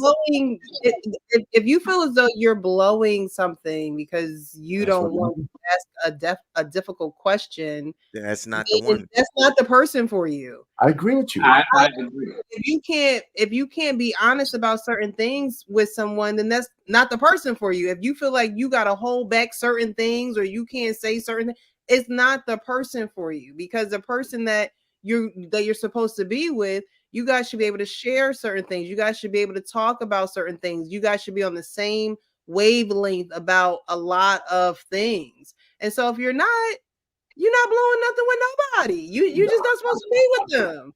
I think that's what I was saying earlier, that I think people, men and women do it too. They take it to heart, like, oh my God, it's me. And it's like, no, that just wasn't the person for you. But keep it moving, keep in pursuit of what you want in life.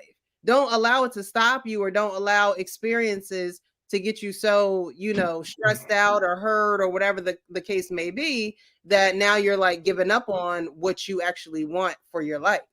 But I don't think that if difficult conversations and certain information allows you to see each other or the situation for what it really is, you can't be afraid that you're going to blow something. You didn't blow anything. It was a revelation that probably needed to happen, because and any other circumstance it probably wouldn't have. So those are the questions, like you said, what kind of woman does she want to be? That woman never wanted to be a wife. Right.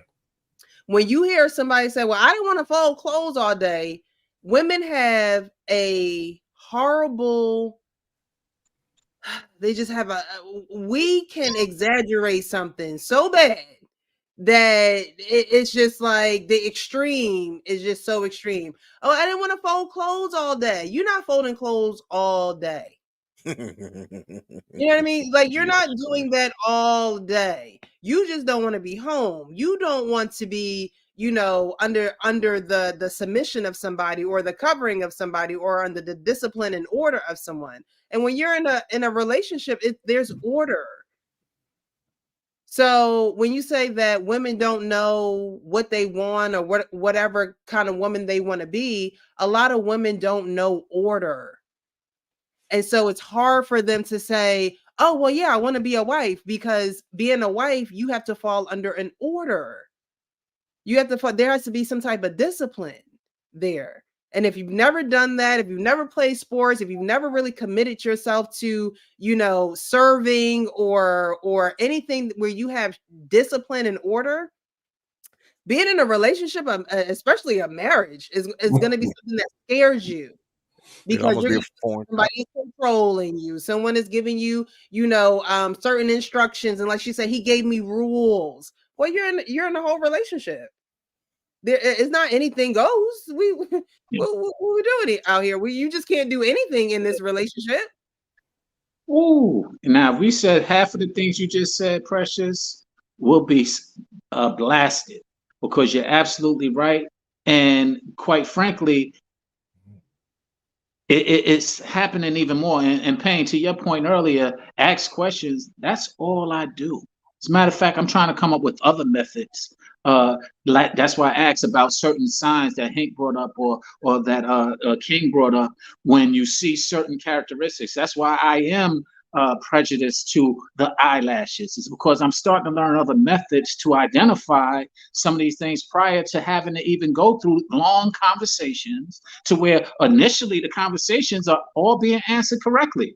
Oh yeah, I want this, and yeah, I want that, and yes, I do understand order, and yes, I do want this, and then the characteristics start coming out as time goes along. That is not what you're speaking of. Similar to the girl we was just speaking of. She came up with all of, this is what I want. I want to be married.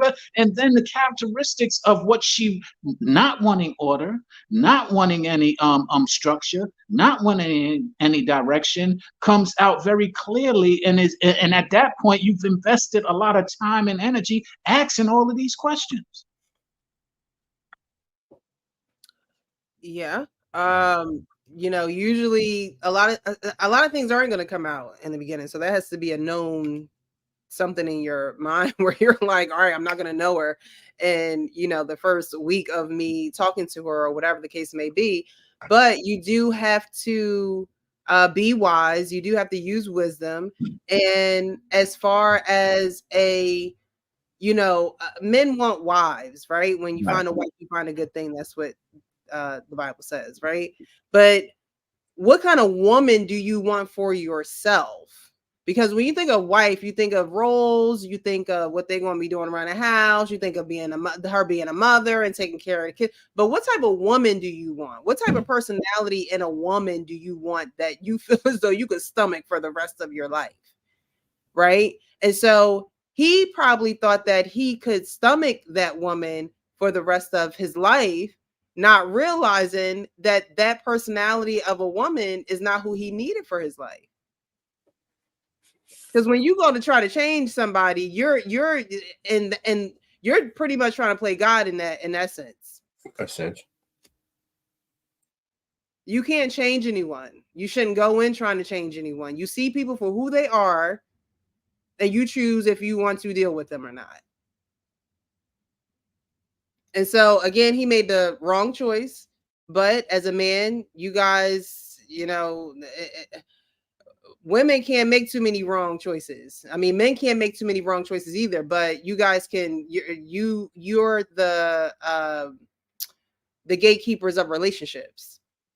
So you can make your wrong choices and self-correct and keep it moving. Women can't make too many of those type of wrong decisions. So we're gonna get to Simone Biles because there's a lot of women that are there we go. There's a lot of women that are, I would say, they're bitter with what she's going through. I wasn't really keeping up with it. And then I saw a lot of people talking about it. And I said, when we come back on Monday, we're going to talk about it because I don't understand why so many people have so many negative things to say about Simone Biles and her relationship with this football player. What's his name? Jonathan Owens. Jonathan Owens. People still play football? Yeah, he just started, really. It's flagged now. Okay.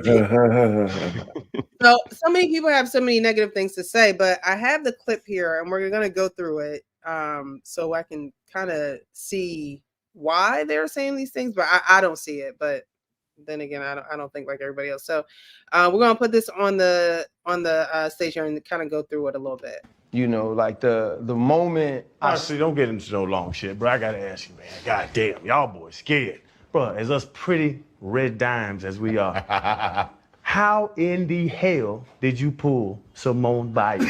And I love this football talk, bro. I gotta get to it. I'm over here rubbing my knees trying to answer this. Hey, Chad, I wanted to tell him, he's talking about being looked over. Now, when the right people look at you. Yeah, you know what I'm saying? How did you do that, bro? Man, it's really how she pulled me, man. That's the question. Oh, man. Lord Jesus. Now you with Freddie. Now it's back. Now you listen, I'm gonna tell you, organic story, man. So I just got to Houston. I probably have been to Houston 7 months. I was single at the time, so I'm just living, being me and myself. And COVID had just hit, but I had just went to Arizona, and one of my boys was like, hey, man, you gotta check out this app, And I'm like, man, I'll check it out. Like, what is it? It was called Raya at the time. So basically it's like a dating app, but you have to go through certain like criteria to make sure that you're who you are. So literally have been on the app for a couple of days, man, and it's like she pops up and I'm like, let me see who this is. Gymnastics. I ain't never, I never really paid attention to gymnastics, so it piqued my curiosity, So I'm like, okay, I'll see what's up. I swiped her and it said we matched, so I'm just like, oh, okay, so I'm gonna see what's up. So I go do my workout, and I come back and I get I had some likes on my Instagram, and I'm.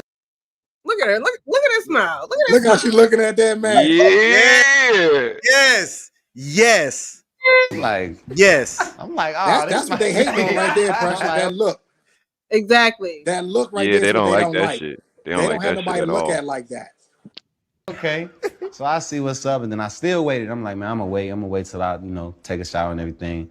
Then I come back to my phone, and then she messages me on the app, like, hey, you know what I mean? And I'm, man, this gotta be fake. Like, I don't know. I didn't know who she was at the time, but like the first thing that I saw was that she just had a bunch of followers. So in my mind, I'm like, okay, she gotta be good. All right, I'm gonna stop it right there because that's one of the first things that a lot of women didn't like that he said is that he didn't know who she was. And I'm looking at the comments and I'm like, he said he didn't follow gymnastics. That's like me in baseball, or like there are just certain people I'm just not going to know who they are because I don't follow the sport.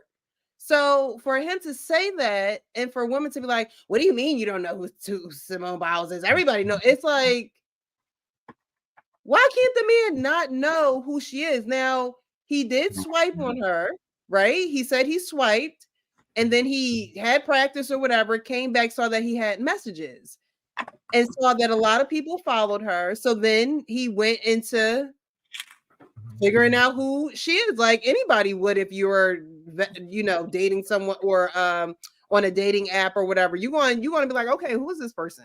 You might Google their name, you might go to their social media, but it doesn't mean that he knew who she was prior to the app. But what do you You guys lying, think about sis. that? Hold You on. lying, sis. Also, this has to be said. The dating app that they were on, King's not able to get on that app with where he's at right now. That app is an exclusive platform Invitation for only. the rich and famous. Okay. Essentially, you have to have some Okay. type of status about yourself to even be on there and be invited and also be accepted to be visible on there. So let's make sure that we have an understanding of that too. So if you're on that app, you're typically You're somebody. in a pool of High other value. people that have, I'm not going to say high value, Okay. I'm going to say more Okay. high status. You know, you're a Okay. Google exec, you are a professional player, you have a certain net worth that King ain't got, right? So let's make sure that we have that He understanding said either. on there as well. So I'm gonna go first and just get this out. Two things.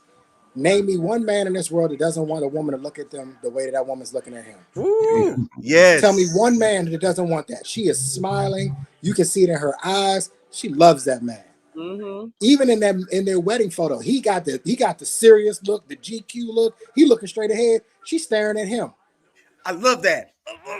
What man doesn't want that? What man doesn't want for their woman to be totally locked in with him? They're pissed. They're pissed about it because this isn't just a nobody. This isn't some random. This is arguably the greatest female gymnast of all time. That's why they're pissed about it, because she does have status. And in their opinion, a woman who showcases the love that she has for him, the way that she's doing it, it's weak to them. It's weak. But to us as men, I'm like, I'll take some of that. Give me some of that right there. I'll take that all day. Number two, and I'm in here. I've always liked dating female athletes because they're not afraid to compete. Their entire life has been built around competing. My daughter's mom ran track in high school and in college. She came after me. She told me straight up, you wouldn't mind if I was your girlfriend, trust me. That's what she said. She came after me. So I understand that Simone Biles probably looked at this man and said, everything that I've ever got in my life, I earned it. I worked for it. So she probably took that same mentality into the romantic and the dating life and said, I want that man. He got a dimple. He play in the NFL. I want him. I'm going after him. And y'all can't compete with me because I know I'm better than y'all. And she got her man. Not only did she get him, but they married. And they probably going to have a baby soon. And this to me just screams, we're miserable here. We're miserable. I don't understand how you can look at her and have anything negative to say about her and her union. I don't understand that. Well, Trey, I got to answer to your first question. What kind of man doesn't want his woman to look at him like that?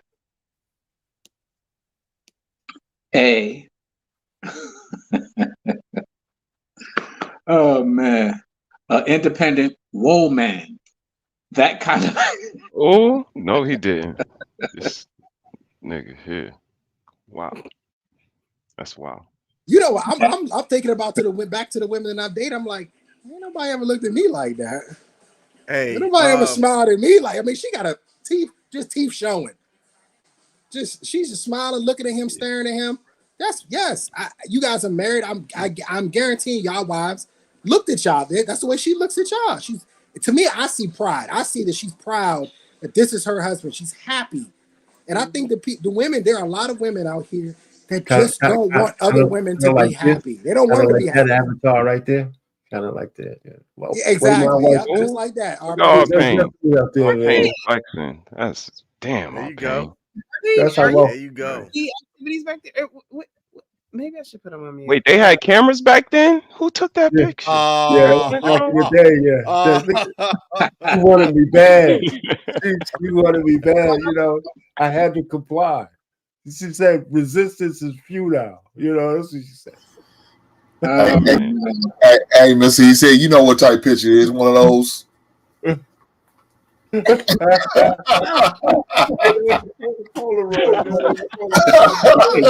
did it in a dark room. No, I wouldn't disagree with anything Trey said. For me, I just think, I call cap because of the plausible deniability that I see so much in these streets, especially on social media, that, people say they don't know who someone is. And he said this gotta be fake. If you don't know who she is, why is it fake? It's not fake. This young lady's into you. And like Trey said, the dimple, the light skin, like the host alluded to, it was a done deal. You just, had to move on it. But I think it's admirable. I'm one of those men that was lucky. This lady walked up to me, and today's our anniversary. So 26 years knowing Happy her, anniversary. because she walked up to Happy me. anniversary. And I think it's something to say about, like Trey said, the ladies that participate in sports, whether it's cheer or basketball or volleyball, but they understand competition, they understand the appreciation of a championship, and that's what it looks like. And like he said, the ladies here, I don't know why it looks so foreign to them, or what it says about them particularly, but they're speaking to their character. Kudos to them, kudos to him for recognizing his worth, and acclaiming himself as a prize. So just the whole conversation around them just creates a different dynamic that sometimes, you know the conscious couples, the men that do value themselves, the women that do value themselves, they find each other.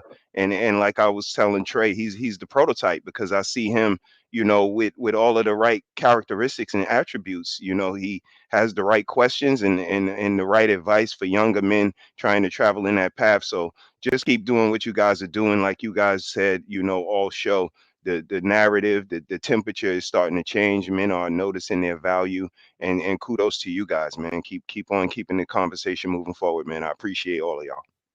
Happy anniversary, bro. I've been seeing it on the timeline all day. Yeah, happy anniversary. Yeah, man. Happy anniversary. You said Appreciate 20, y'all, man. how many? 20 how 26 many? years, man. 26 years. 26. That's a blessing, man. That's a So blessing. I'll be real quick too on this one. Yeah, happy anniversary, man, to you and your wife. Yeah, it's good. 26 is good. Good year. Yeah, real quick though, I just think that the way the women have reacted to this shows you how far. It's just a measure of how far we have fallen between in our relationships. I mean, it's not just this. It's any time a man has any kind of success or any kind of anything when it has to do with a woman, you could just look at the comments and how women react to, especially black women and black men. It's like a constant reminder that we are just not together in general. So but some of the guys in that audience didn't really believe him. They thought he was fronting. I think she swiped on him first. He responded. And I kind of give him a little bit of like, maybe, I didn't pay attention to Simone Biles, but you really didn't have to be an Olympic person to understand who Simone, her name was everywhere, right? But let's just say he didn't know who she was. I think when she came 45 minutes to see him, somebody told him, he said, listen, man, that's Simone Biles. They probably showed him a few videos, and then he said, oh, I'm about to blow something. And that's why somebody had to, somebody's probably slapped him upside the head and say, listen, man, you need to talk to this chick. And he did. So he did the right thing. So I'll give him some credit for that. So now he's got to go ahead and show and prove for the rest of his life.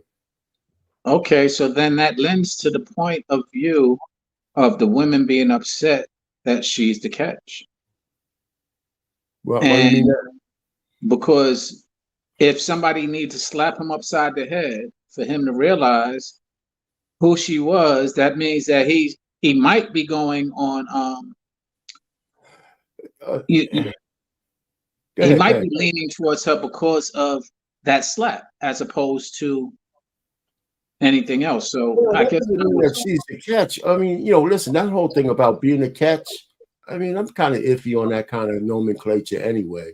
But she came after him, but sometimes you got to get slapped into recognition. Just because he might be a catch as a man doesn't mean that you don't want the trophy to go along with that. You know what I'm saying? He even said that in years, people are not going to call her his wife, Simone Biles. her her husband. So she knows the position that she's in. That's right. She knows that as a woman, she knows what she wants. Obviously, she knows what she wants. So in saying that, she's getting what she wants. Exactly. And he's getting I don't know if he wanted Simone. I don't know if he wanted. He was dealing with white women before that. However, was he? Yes. Yeah. So she was like, I mean, this guy had so many women probably coming at him. If he really didn't know who she was, I could see him saying, okay, this is another chick who wanted me. So I think somebody pulled his coat. And he said, wait a minute. This chick has more than she had more assets than me.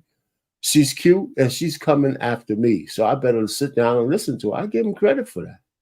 I think that Payne's right. I think that there was somebody in the background that really let him know. I believe him when he said he didn't know who she was. I believe him too. I believe him. So you really do, sis? Yes, Yeah, I believe him when he didn't know who. How old is this? How old is he? 28 20 something. Yeah. Now let me say this. And not knowing who she is might not be literally not knowing of her, but not knowing of her accolades and accomplishments might be what is being implied. I'm sorry, y'all. I can't buy it because again, like when R. Payne says, somebody might pull his coattail and say, "Yo, that's Simone Biles." When they pull her up on the internet, he go, "Okay, that's the Olympic girl." I do know there's an Olympics, and I do know they have competitions, and I do know this girl won a lot of them. So again, like, how does that look in conversation? I don't want to sit down with a man and might be my possible husband or a wife, and they don't know about nothing. Like, that's crazy to me. Yo, you heard about Simone Biles? Nah, I don't know about that. Yo, you heard about the war in Israel? Yeah, nah, I don't really watch the news. Yo, you know about what's? Nah, I don't really be on the internet. Like, you don't know about nothing. I don't want to make you my companion. And if it's plausible deniability, that's even worse because you do know and you're playing like you don't. So which one is it? Is it ignorance or negligence? Well, that's a good point, and that leans back to that point of view that I just finished saying, that perhaps the argument of she is the catch as opposed to him being the catch is pliable. No, it's not. There's no argument here. There's no argument here. She has clearly made it obviously painfully clear who's the catch, who's the prize here. She has. She said who it is. Here's the thing. I do believe that athletes, if you don't pay attention to certain things, you may not know who somebody is. When you are going to practices, when you have interviews, when you're workouts, he may have been so consumed with his own life that he may not have actually known who she is. He may have heard the name, but he might not have actually known. So I could believe that he may have said, oh, I don't know exactly who she is. Maybe he knew the name in passing. But I will say this, though. With Simone Owens, by the way, if you Wikipedia her name is Simone Owens, by the way. Because she is married. Right? This has a lot of Whitney Bobby on it. And what do I mean by that? Whitney was superstar pop singer. Everybody knew who Whitney Houston was. They were referring to Bobby Brown as Mr.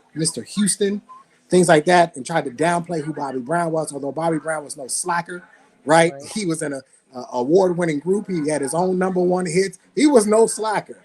But they tried to downplay him. I think a lot of this is trying to downplay him as if he's a nobody. He was pre-physical therapy, working to get his doctorate degree. He plays in the NFL. He's not a nobody, right? He's not a nobody. He plays in the NFL.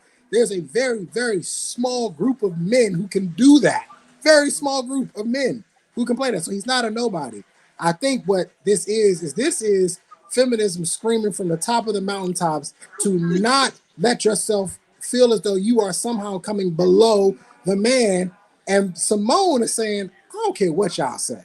Right. I don't care what y'all say. And I want to say this one last thing. I have a tier of celebrity wives, right? Celebrity wives. Simone Biles is in the top tier of celebrity wives with Hannah Jeter, Savannah James, Pauletta Washington. And the reason why she's in that top tier is because these are women who are not going to embarrass you. They're not going to tarnish your name. They're not going to make you look crazy out here in these streets, right? You'd be hard-pressed to find Simone Biles twerking, cursing, disrespecting herself.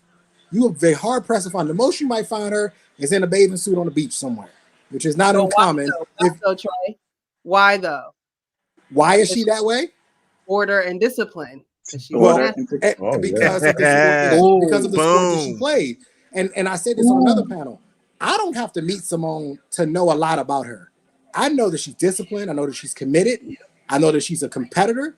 I know that she works hard. I know a lot about her before I've even had a conversation because of the sport she plays and how dominant in the sport she is, by the way. Right? I know that it cannot be easy to be that good all the time. Right?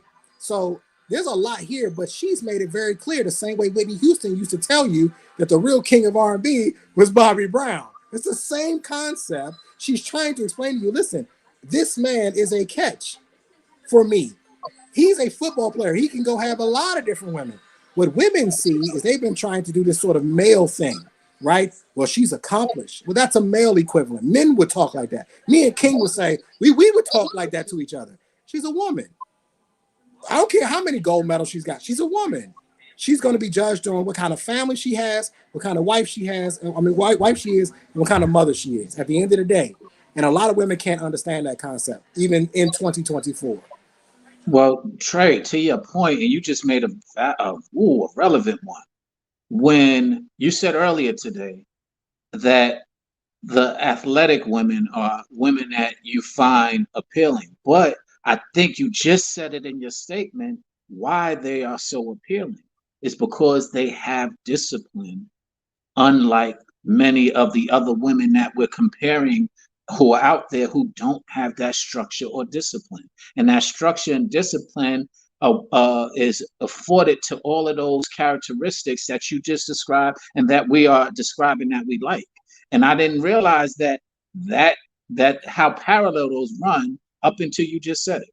So I thank you for that, because it's not about just being athletic per se. It's about understanding structure and discipline, because there's some in the military who have that.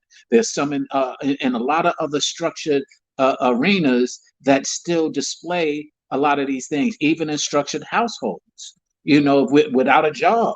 Structured households that had a father and so on that actually laid down law and order or laid down structure. So you just ding, ding, ding, ding, ding, perked up a whole lot of green flags, because I'm stopped looking for red flags. I'm looking for green flags. And you just mentioned a few of these green flags. Hey, Precious, I'm sharing my screen here. If you can pop up this on the screen, I like to kind of show this real quick. It goes men only. Fellas, rate these things from most important to least important for you when choosing a woman to be in a relationship with. I'm not going to read them all, but number one says her career, and down towards the bottom, it has feminine, pleasant, classy attitude, demeanor, positive personality, and mindset. I think if you ask a lot of the guys on this panel here around the positive personality and feminine, pleasant to be with, would rank up towards the top. And her career, a lot of men just don't give a damn about. I saw this in a group, and the top three qualities were fairly similar, and down towards the end was education level, how much money she makes in her career. And it's not that we don't that stuff's not important, but it's your demeanor. How are we going to look together? And when she came to Jonathan, I can almost guarantee that she came to him feminine, that she came to him classy. She didn't lead with, I'm Simone Biles, a record-setting gymnast and things like that. She likely led with her femininity, and that's what won Jonathan over in the long run. Yeah. Most people in that position have humility because of their discipline. Right. So they understand, you know what it took to get there. One, the sacrifices and struggles that they had to maintain, the type of mentality and ingenuity that they had to keep up. And so they appreciate things that the average person just doesn't appreciate. All right, I'm gonna finish playing this clip. I promise you, I'm a real life story. When she won the Olympics, I was in college, and we didn't have NBC, we didn't have Olympic channels, and we're in camp. We're in camp, late July, early August. So I'm not paying attention to, So I never would have had a moment to where I would have watched Jonathan, I'm gonna let you finish your story, man. Continue. But like I was saying, man, she messaged me. This was like a Tuesday, and we were texting back and forth, and then we hung out Friday, man. And we couldn't do much as COVID happened. Everything was shut down. So she came through down to Houston. She lived in the suburbs, so she had to drive about 45 minutes to me. Then the rest is history, man. So you was really the catch in. I always say the men the catch, man. I always say we the catch, man. Yeah, so she really booked you. She did, though. So I'm gonna stop it right there because a lot of people were saying that he said that he was the catch when in reality, and I'm like, maybe I heard it wrong, but it just seems as though he has a belief system that the men are the catch. So it wasn't like he was like, well, I was the catch, and yeah, it wasn't like he was being cocky in that type of way. But if you were to read the comments underneath of these videos and certain clips that you see, it makes it seems as though he was like, well, yeah, I'm the catch. When all he said was, yeah, I always say that the men are the catch. He threw all the men in there. He didn't just say him. He threw all of the men in there. So R-Pain said that he does not get into that nomenclature. I think that was the verbiage you used. No, I said I hear the nomenclature. I don't necessarily prefer. I mean, well, the catch is fine. People started saying the prize. I don't mind the catch. That's better than saying the prize. Okay, and so was it La Peef Network? Was it La Peef Network? I think Hank, you were on that panel when they talked about it was you, Mistaken, and you just said R-Pain the word catch versus prize.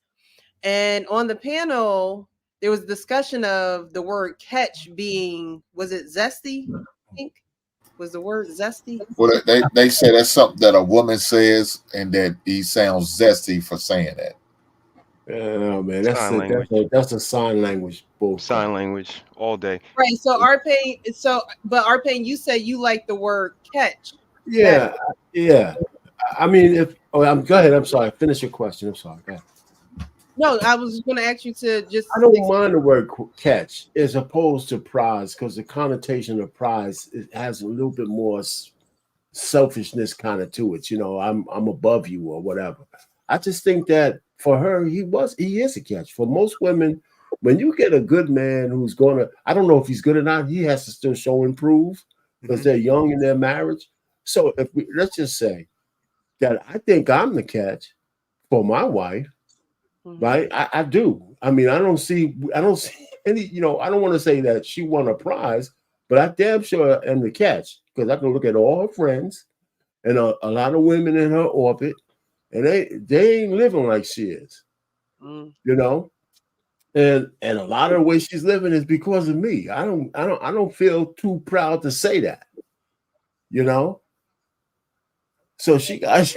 Like I said, she's sleeping now, and when she goes to bed real quick and without wrinkles on her forehead, and that's because of me. That's what I feel like. So I don't. Well, that's just the way it is. So why would you ever want to be with somebody who doesn't think you're the catch? Exactly. Why would you ever? I mean, like even if Trey, before you go on, if a woman doesn't think her man is the catch, she's not going to want to be with him. She's not going to respect him. She's not going to want to stay with him if she doesn't think that she is her catch. So I mean, I don't see where the women out there are just bitter because they're alone, and all the women over 40, the Taraji B. Hensons and Ebony K. Williams, they're telling you exactly what's going to happen to you when you get a certain age, and those guys who you want are not checking for you. All right, Payne, let me tell you something else. There's a lot of pressure here too, because there are a lot of women going, "Damn, I got to win gold medals to get an NFL player now." That's what's really happening. A lot of them are looking like, "Damn, is this what it's going to take to get a baller?" Yeah, you might have to go win yourself some gold medals to get a ball player. That standard might have changed. I don't know. I'm just saying, but I think a lot of women are looking at this and going, "This is crazy. What do I have to do?" And the truth of the matter is that a lot of women just aren't going to measure up for a lot of these guys who think like him. If a lot of these guys think like him and think that the man is the catch, a lot of y'all women just aren't going to measure up. He thinks he's the catch. The way she's smiling at him, I'm tending to agree with him. And maybe this motherfucker got sauce. Apparently, he got something. Because she that whole interview, she's smiling. Every time I see her with him, she's smiling. So I don't know what it is about this dude, but she seems to be very happy. And I, for one, would just like to see, especially black women, how about you just be happy for the damn couple for once? Just be happy. Yes, I agree. For real. I agree. They talk about how, the black family is broken up.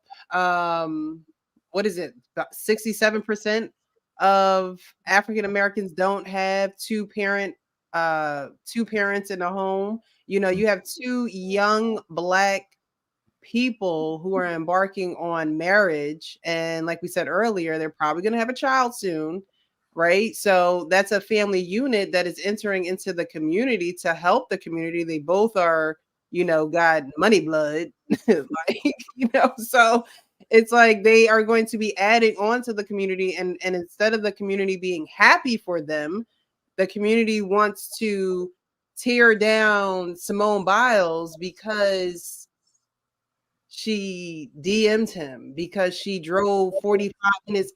Like I said a couple lives ago, the woman has to like the man. She has to really like him. Like it's not rocket science. When she really likes him, then that's when I feel like it's more successful than not. Not saying that the man doesn't have to like the woman, because of course he has to like her. But in this situation, he didn't even know who the hell she was.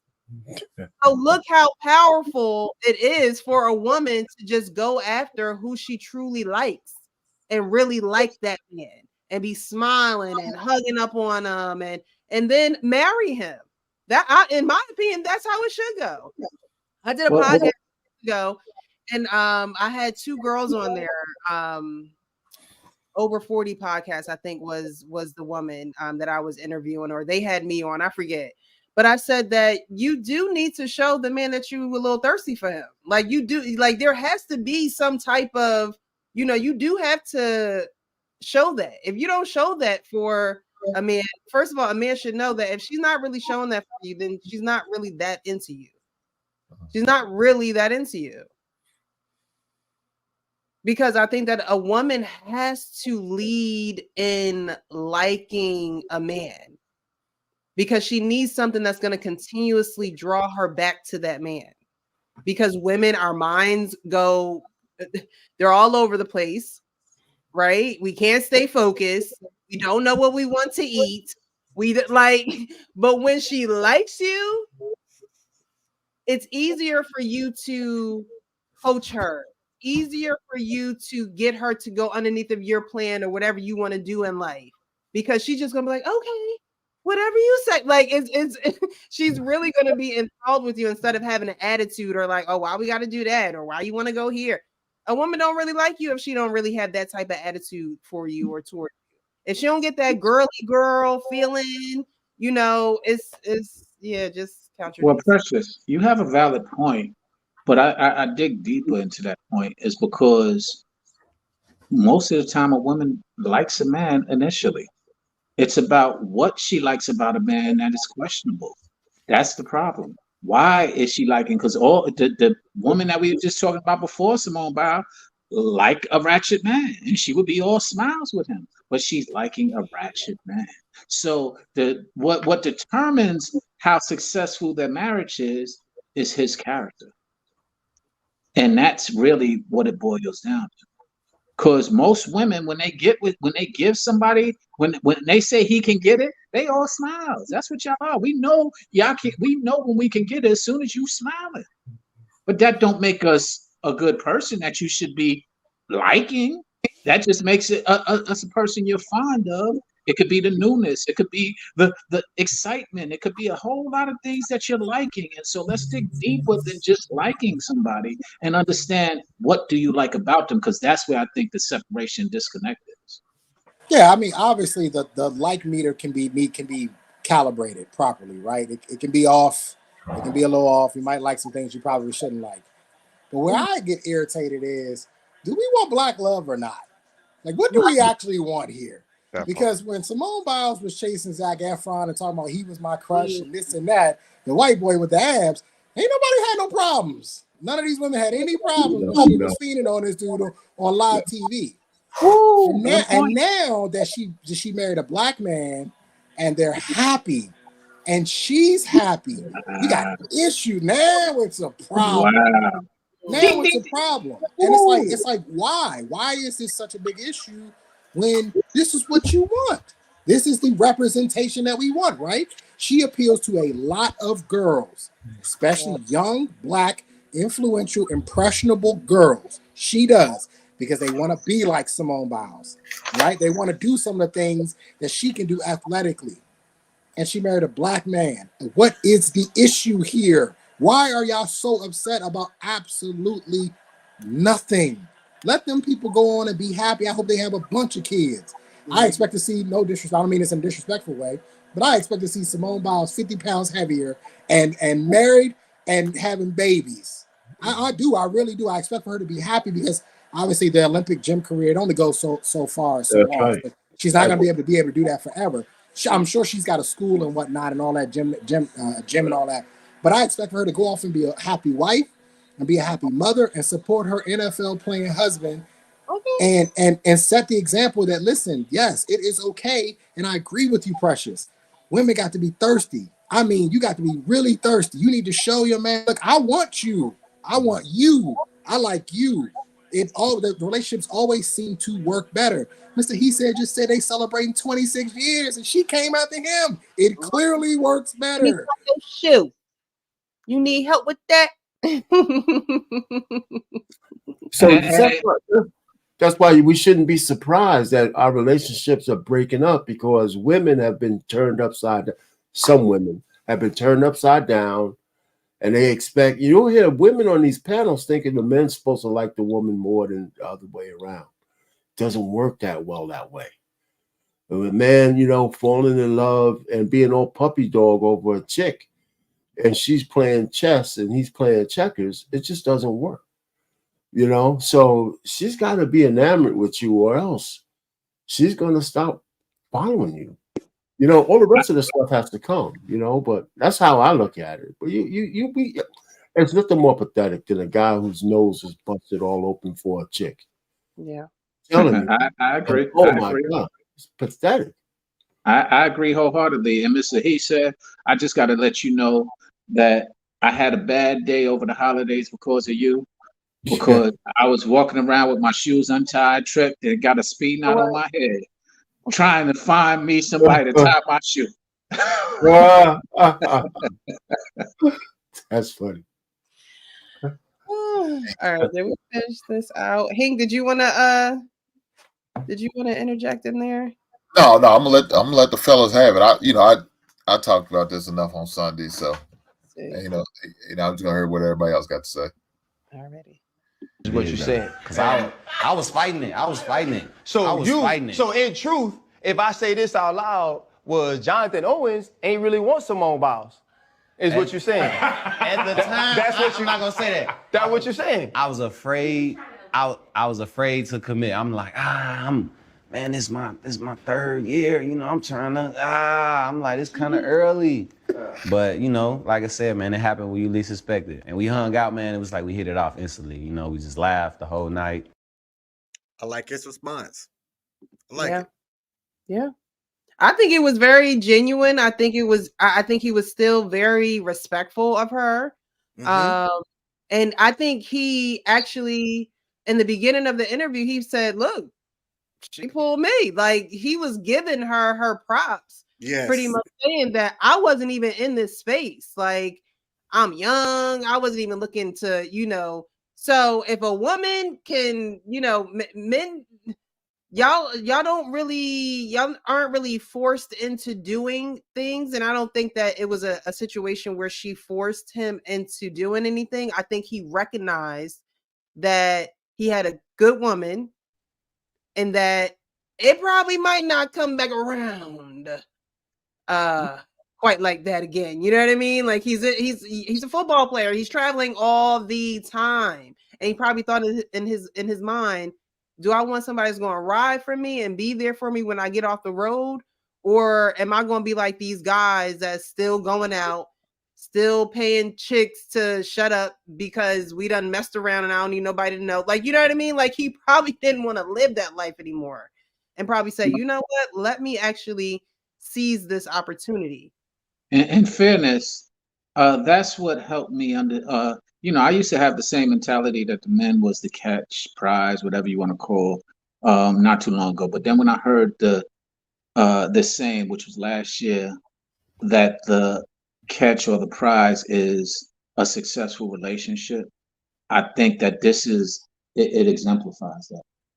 I think that they both um, complemented each other. They both add balance to each other's lives in both capacities.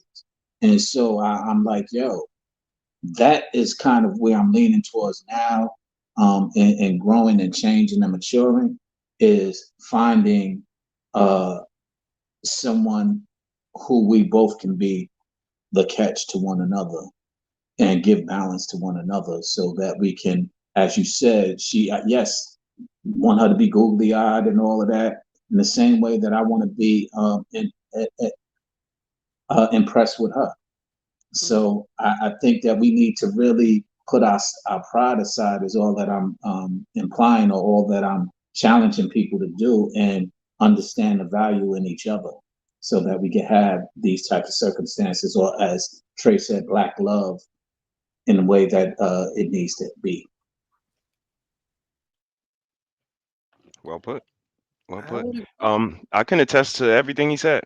Um, Sometimes we have to see the forest through the trees, so to speak. And this situation kind of happened to me. Mrs. Harris walked up to me, and it's not like I didn't date amazing women, because I'm about quality, not quantity.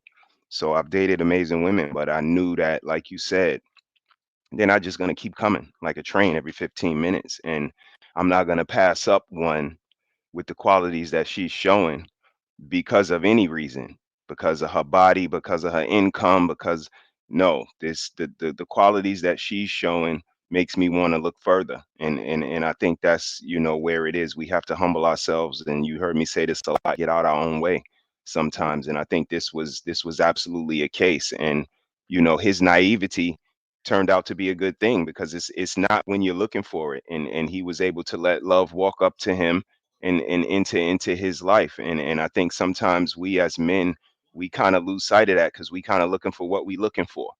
And when you looking, you don't see the people that are looking at you. You don't see the people that are watching you. You don't see the people that see you getting shot down from the 5 women that you went up to, because you're basing it off of what you want. And sometimes we got to just sit down, humble ourselves, and just take a second, survey the area, and like you guys say, appreciate the woman that appreciates you, because that is gonna outweigh and outdo that love that we so-called think is gonna last us, to these long-term relationships. Like, is way more important. Hey, Precious, can I ask you a question? Everybody a question. I think something that's criminally underrated is just two people who get along, right? Like he said at the end there, that when they were around each other, they just kind of kicked it. They get along. I think they just genuinely get along. I look back at my past relationships, and a lot of them we just didn't get along. Yeah, sexually there was compatibility there and chemistry, but on a random Thursday just to go get lunch, we didn't like each other that much. You know what I mean? We didn't get along. Is it criminally underrated when you guys are in these long-term relationships, that the fact that y'all just get along? Is that something that we aren't putting enough emphasis on, us single Yeah, guys? it's very important. You said that, It man. is. It's very important, man. I'm telling you, man. Me and my wife, man, we get along really, really well. I mean, we just kind of just hit it off, man. You know, from the very moment I met her to when we started courting. You know, I mean, we have our little spits and spats when you're around each other, but man, we get along, man, a lot, man. We like to Yeah. do stuff together. I Hey, You know? wouldn't disagree with our pain. I just think it's agreeable people, Trey. You know, some Yeah. people are just agreeable. Some people are, you know, pre-offended. They're looking for a reason to disagree. They're looking for a reason to argue. And I think that's the differentiator is, you know, some people are just agreeable and have a better temperament, have a better, you know, monotone. And I think that's where, you know, the light comes in. Like you said, Thursday, Tuesday, we can just, you know, agree to disagree and just get along on a daily basis. And I think that's the difference. hey, I just spent around 9 to 10 days with my lady and my daughter, and it's the first significant chunk of time that was just over a weekend. And something that I told her that I placed a lot of value on was simply how much she added to the trip and how enjoyable that she made it. And I'm highlighting that because that was only 9 or 10 days. When you get into either a long term relationship or a marriage, you're likely around this person, 24/7, 365, 366 on a leap year. And it is underrated just how much y'all like being around each other, how much you enjoy being around each other. I uttered the word, you know what? I enjoyed being around you the entire time that we were together during this trip. And then I said the words, thank you, you know? And I said that kind of cavalier because that's just how I talk. But the sincerity behind, like, in saying that, I hope that she understood that I really meant that shit because I really enjoyed spending those 9 days with her over Christmas. I think it is underrated, Trey. Great Welcome question, to the Trey. panel, Miss Polly, right? Hey, Miss Polly. How are you? And welcome, CBN I'm Tech. well. I appreciate you guys being Black here. David. What's popping? Black David. Yeah, I've just got my PT back up and running after a few weeks of debacle, but it's all good. But I'm enjoying the topic, and I will say this: what Trey said is totally on point because I had a conversation with one of my uncles. He mentioned if you're not able to have quality time with a particular person without doing much of anything, but not being around that individual and enjoy that person's company, there's no point being around that person. Because we overlook these simple things like everybody, I'm seeing it on the social media. Oh, we gotta go out, wine and dine, you gotta go to this place, you gotta go to that place. Okay, if you don't have time to go to any of these other places, if you need to go out and chill, go for a walk in the park, or go to the gym together, or just sit out and chill with that and enjoy that particular company. Then what's the point of all these extra activities? I'm trying to act on that same question because, like, what's the point of it? I'm watching social media. I used to work with the first social media platform called collarclub.com before you have all this out there. And I knew what was going to happen for the next 10, 15 years. Everybody compete among themselves about your night out or vacation time, whatever. But I laugh about it over the years. Like, they're going to overlook one simple thing, like quality time. Are you cool to hang out with? Are you fun to be around with? Can I be around you or be a complete goofball? Can I be around you be a complete a-hole? Can I take up my Nerf gun and hit you just for the sake of? I'm just for like nagging you. On the side of Can a woman, can a woman come around you and just pick on you and pull on your ear just to see how you gonna react and just be like, can a woman come to you and just take your fire and just do without you snapping? Like simple things that can go a long way. We don't see that. I watched a particular couple make comedy joke of themselves on TikTok. And it's so funny. I watch it. I was like, that is genuine. That's someone these people were taking awkward pictures. And I shared it to a friend of mine. This is what you call genuine love. They love the space they spend around with each other. Because if you could be that retarded, take retarded pictures, that people gonna question your psyche, like, are you okay? The woman take a picture of you and she carrying you like this, and you okay with that thing? Now me, Mister, he said we from Brooklyn. we call Put me that suspect when we see some weird stuff. We look at you like, yo, bro, like, yo, dude, what you doing? What are you doing, though? Why you doing such a thing? He was like, yo, I loved it. I feel when we see that, we understand why you did such a thing. If it's not that, we call you suspect. But when you see those type of picture taken like that, you can tell this is not fake. This is real, genuine. This is genuine, authentic love. When I watch Mr. Heath and Caesar and watch their demeanor, some people don't pay attention what they do. I do. Suck. I watch. Everybody checking for us, Black David. Don't get them mad. We don't want to lose no viewers for pressure. Let me keep quiet because he don't know what I'm talking about. I see it. Stay on topic. Let's stay on topic. Thing is, we don't advertise to have that type of moments. We're trying to look at, can you wine and dine me? Can you take me out? Can you do this for me? Can you buy me a burger? I'm sorry, I'm old school. I'm to the point whereby I feel like I don't belong in this planet. Yeah. This need to be changed. The narrative need to be changed completely. It have to. Are you compatible? Can I have long conversation with you? Can I chill with you? Can we go for a walk? Can we sit down and watch our kid have fun and laugh about it without snapping? Those kind of things. If you can do that with somebody, then you would be around that person long enough. If I can be with you for 8 hours without you trying to choke me to death, then you good. Because the pandemic, I heard a lot of things would happen on the news. People were like stabbing people for their steaks. I saw that on the news. A couple stabbing each other because they put the steak in the fridge. She started doing it in the sleep. I'm like, really? Or for a steak? All I gotta do is buy you another one. It's not that serious. Because of social media, we have today, right now. Yeah. All right, Miss Polly, what would you like to add, love? Hi. Hi, everyone. Yeah, I was gonna say, I believe also, like you said, the good times we're spending with each other. A lot of people aren't. I think they are. I do agree. They believe that they're dating for a purpose, but they're not really. There's a lot of people who are just dating to say they have someone.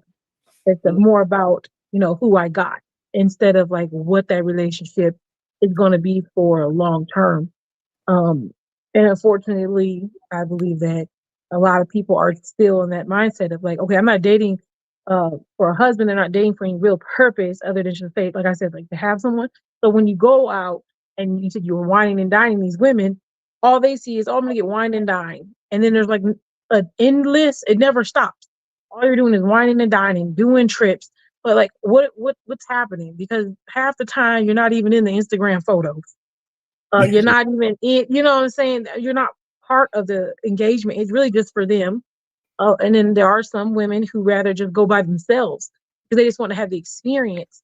And it's not really about being there with a partner or having that enjoying moment with someone. Because at the end of the day, if you did go to Chili's or Cheesecake Factory, it wouldn't matter because it's the experience you're having with the person. And so that right there shows that you're not interested in the person. You're really interested in what they're actually going to give you or you're getting out of it. And it's more of a tangible situation, not like I'm getting the experience of finding out who you are or, what things you like. You're not paying attention to any of those things. You're really just there to get this street cred for getting a date with someone instead of really enjoying a person. So there's no real intentional dating right now. It's really rather a joke. Even when people who say they want someone, they just don't want to be lonely. They don't want anyone. They just don't want to be by themselves or be the lady with cats, or the man who can't find anyone, who just sits around and does nothing or puts himself into his work so much because he has nothing to really look forward to when he goes home.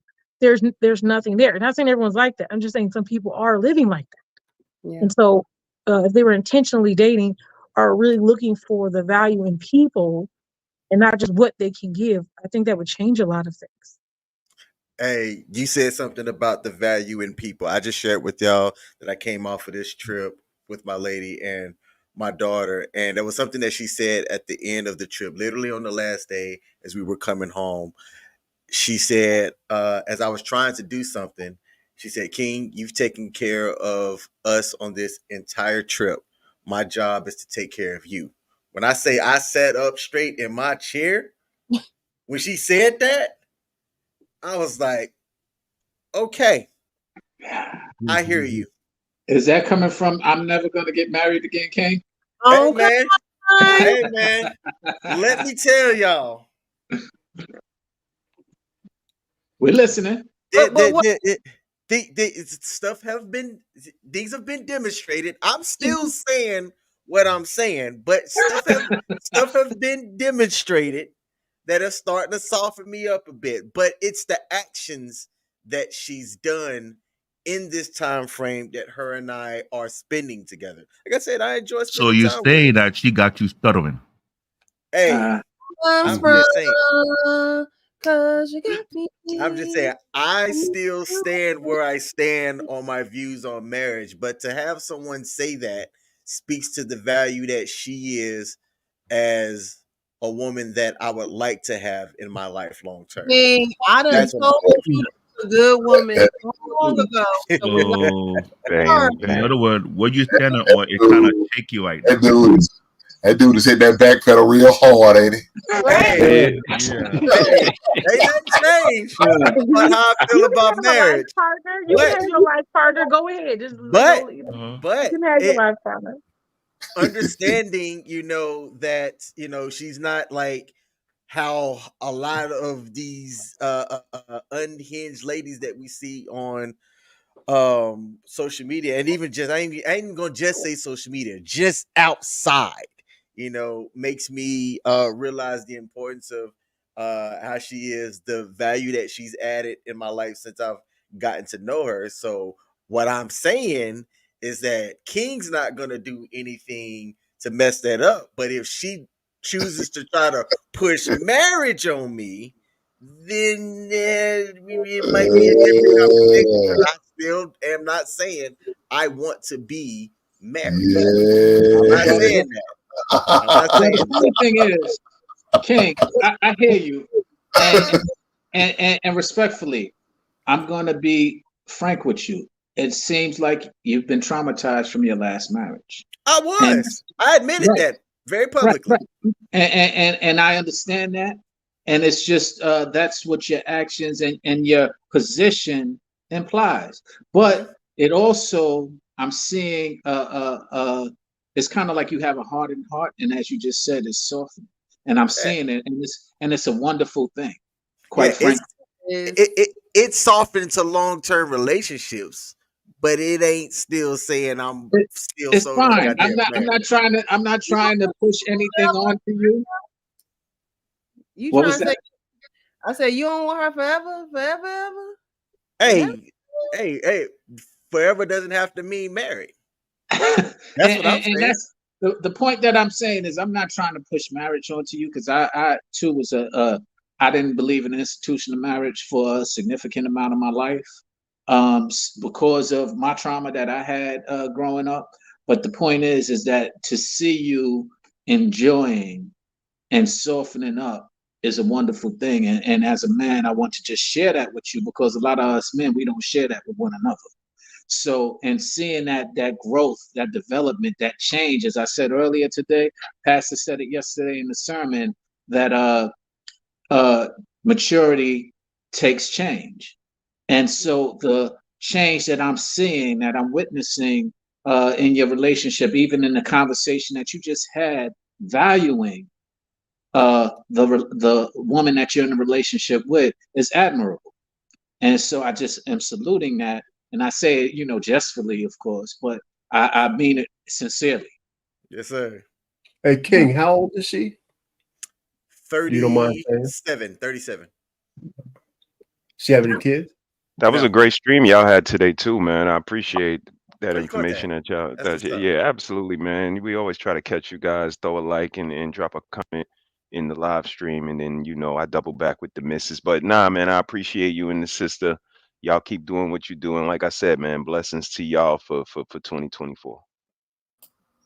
Well, Absolutely. I'm sorry, guys. I have to run away, but I Hey, appreciate y'all for letting me up here because I always try to get on here. I feel like today was my day. I I made know. it up here. I had to. there you How go. before you go? How did you hear about channel? Wait, say one more time, darling. I said before you go. How did you hear about my channel? Oh, I've been seeing it for a minute through Hink. Because me and Hink are like in this group chat, not say, but a whole bunch of people who stream on there. And then so I went to Hink and then I saw that you guys stream together, and I come and I watch and listen, but I usually am at work. So I finally got an opportunity to either come by, and I wanted to hop on every once in a while. So like I said, I feel like I'm winning. It's the Oh, first of the year, and we making big things happen. okay. What's up? Big things popping and little things. Yeah, absolutely. All right, love. Yeah. Well, thank you so much for coming through. Come through anytime. We're here on Mondays, 9 p.m. Eastern. Okay. Yes, ma'am. Thank you. Bye. Good night. All right. Bye Happy bye. New Year. I like her energy. Yes, I like it too. We're not just gonna brush over this. What's going on now? Yeah, he got I mean, softened. Hey, He got the all I'm he got saying the was stuttering going on. Miss He Polly felt like had a point. Miss Polly feeling had, the heat. and I just Get him wanted in. to emphasize her point. What she Yeah, don't said was worry. extremely valid. That's I it. know that's why you backpedaling, and That's you it. trying to Don't worry. you trying to make sure your old lady's not a free agent. I see what's going on. Mm. Yeah. Alrighty. Well, I think I got to the end of the video with Simone Biles. So we'll move on to final thoughts for the evening. I really appreciate you guys sharing your time with me on this New Year's Day. I do want to pose this question though, actually, before we get to final thoughts. It says, why do the feminists love Russell Wilson but not Jonathan Owens? Would you guys agree with that sentiment? That's a simple answer. The I, accolades of Russell Wilson exceed the accolades of Mr. Owens right now, and so until the accolades are similar, because the feminists really they value accolades. They value. Go ahead, King.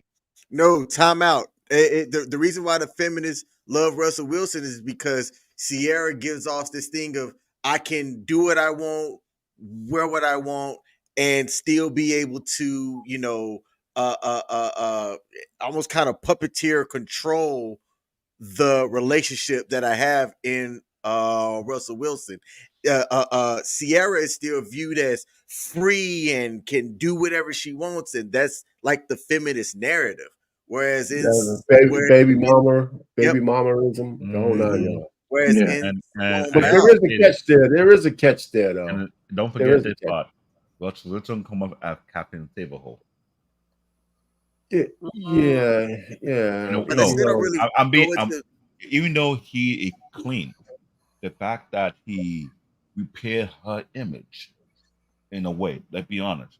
This is future baby mama, right? Before Russell Wilson, who would have dated her? Let's be logical. I'm not being emotional. Who would have I dated know you her? aren't. I You Russell know, Wilson.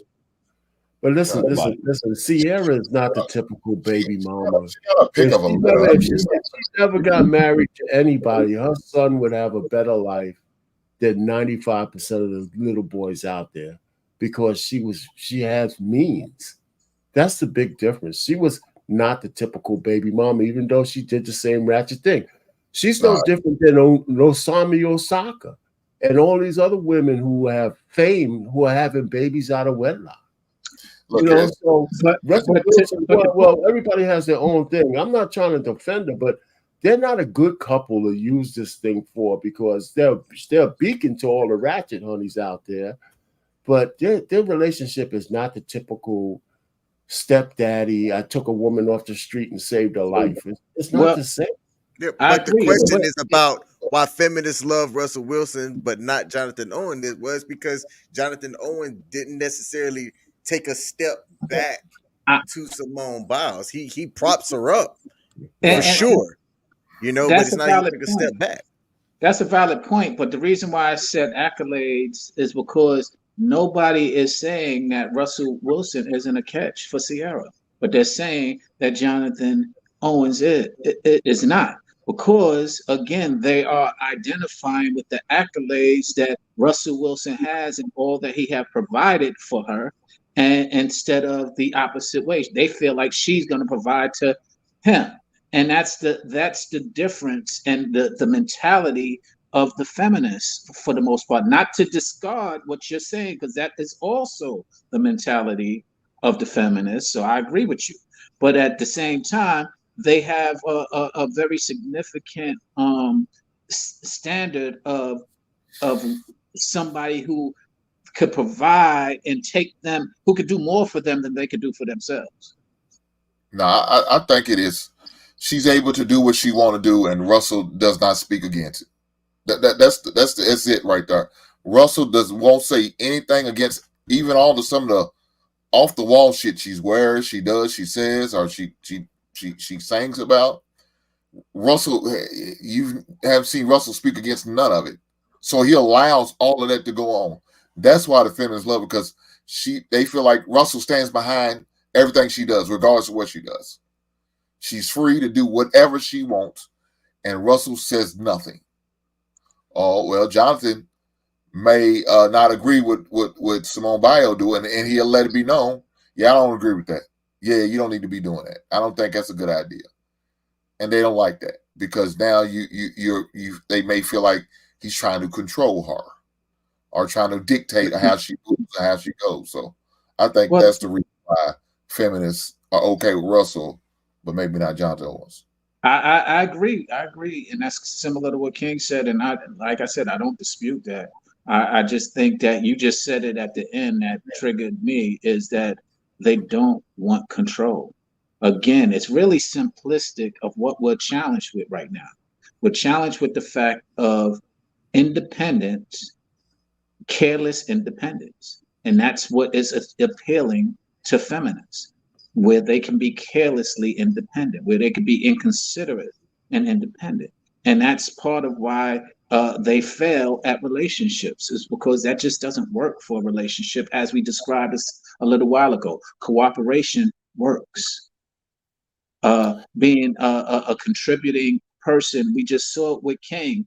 No slight to you, King. We just saw how being cooperative changes the dynamic and dictates the foundation of a relationship.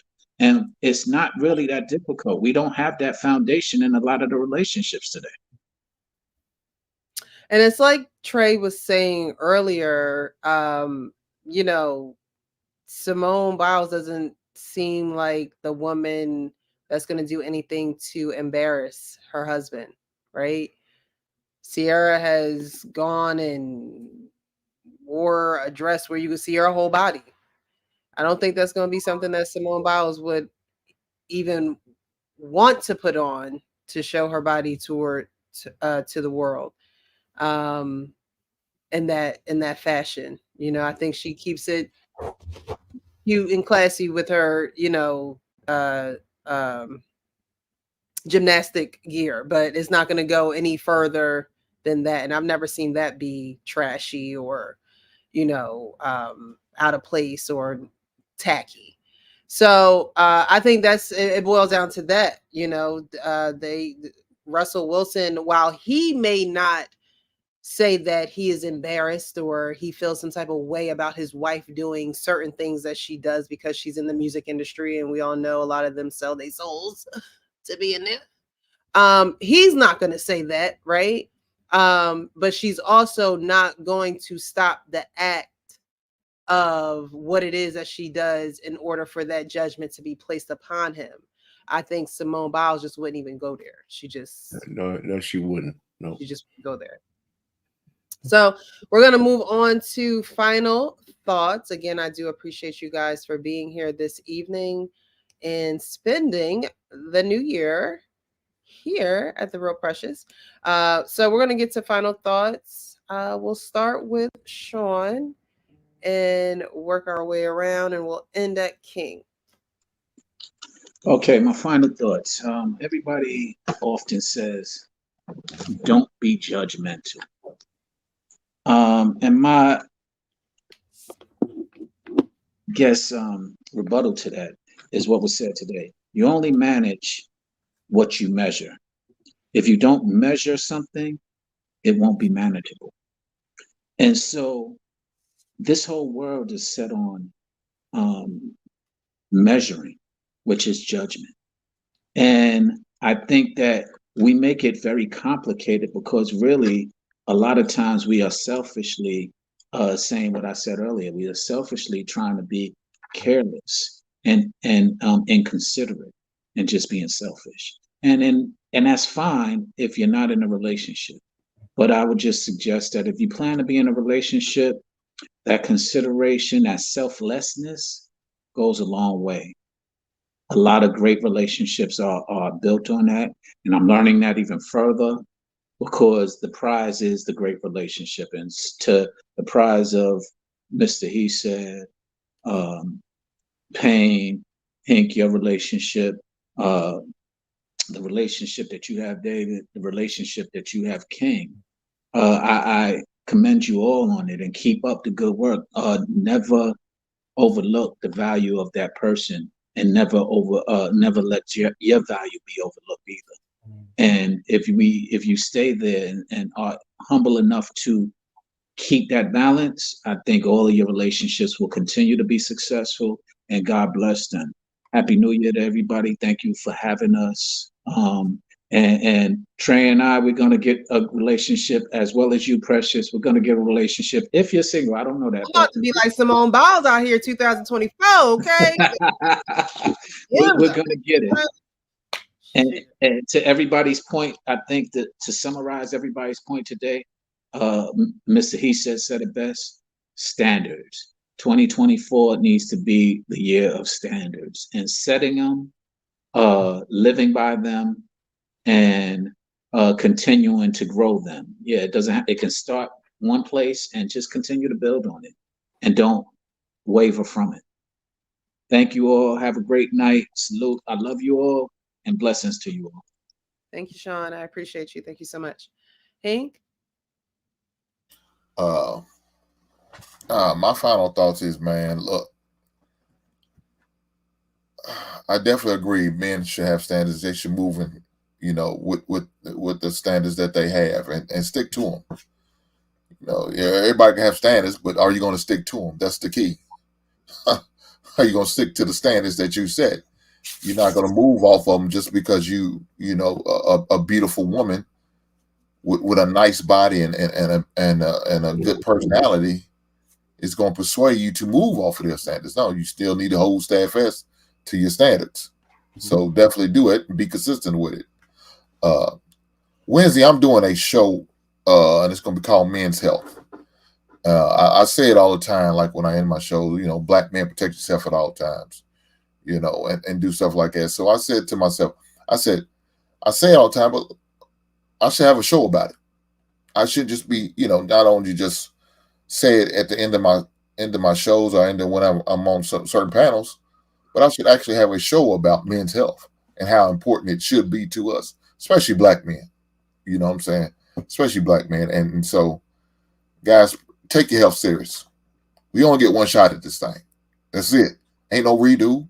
We can't hit no reset button. Ain't no do-over. That's it. Once you're gone, you're gone. So, value your health. Take pride in your health. Thank you so much, Hank. I appreciate you. David? Oh, men's standard to me are like nothing but men foundation. You got to set a standard, find out who you really are at the individual first. Find out what you will accept, what you're not going to allow. Number two. Once you find those things, you can build your stand up on, and yet it's like Hank said, follow it. Don't be so persuasive to put your standard to the side. For the past couple of months, I've been looking to that a lot lately. And I think, you know what? I think that's what the key issue among men, among black men. We don't have standards, or we don't set standards for ourselves. The more you set standards, forget what people say about you. It's not your concern. Live out your own principle that you conduct yourself to follow through, and from there, everything to connect along the way. I'm trying to really go back to my African root. I'm like, you know what? I'm not going to play around no more. With me, if I'm going to end up coming off bitches, then it's what it is. I could care less. I had to cut a lot of people off throughout last year. Last year was a wake-up call. My mom passed away. I'm We sorry. buried her. Now, I thought I would be hit hard. I wasn't hit hard. With a lot of questions. So I took time out to think and ask myself, what are my standards? What are my foundation? What are my tolerant points? I think we old black men to start teaching the young black men how to have standards for themselves too. First. Because we can teach the young people how to have standards, we can eliminate all this garbage that we see out here. And if a woman want to chase after me and she fit my standard, then so be it. If she don't, it's what it is. I'm going to stick to my standard that keep me stable and steady. I'm not going to go to the left nor to the right. It's like a straight and narrow path. I can do one when we come from Brooklyn, you build from a different cloth. You learn from experience, learn from life. No one is perfect, I get that.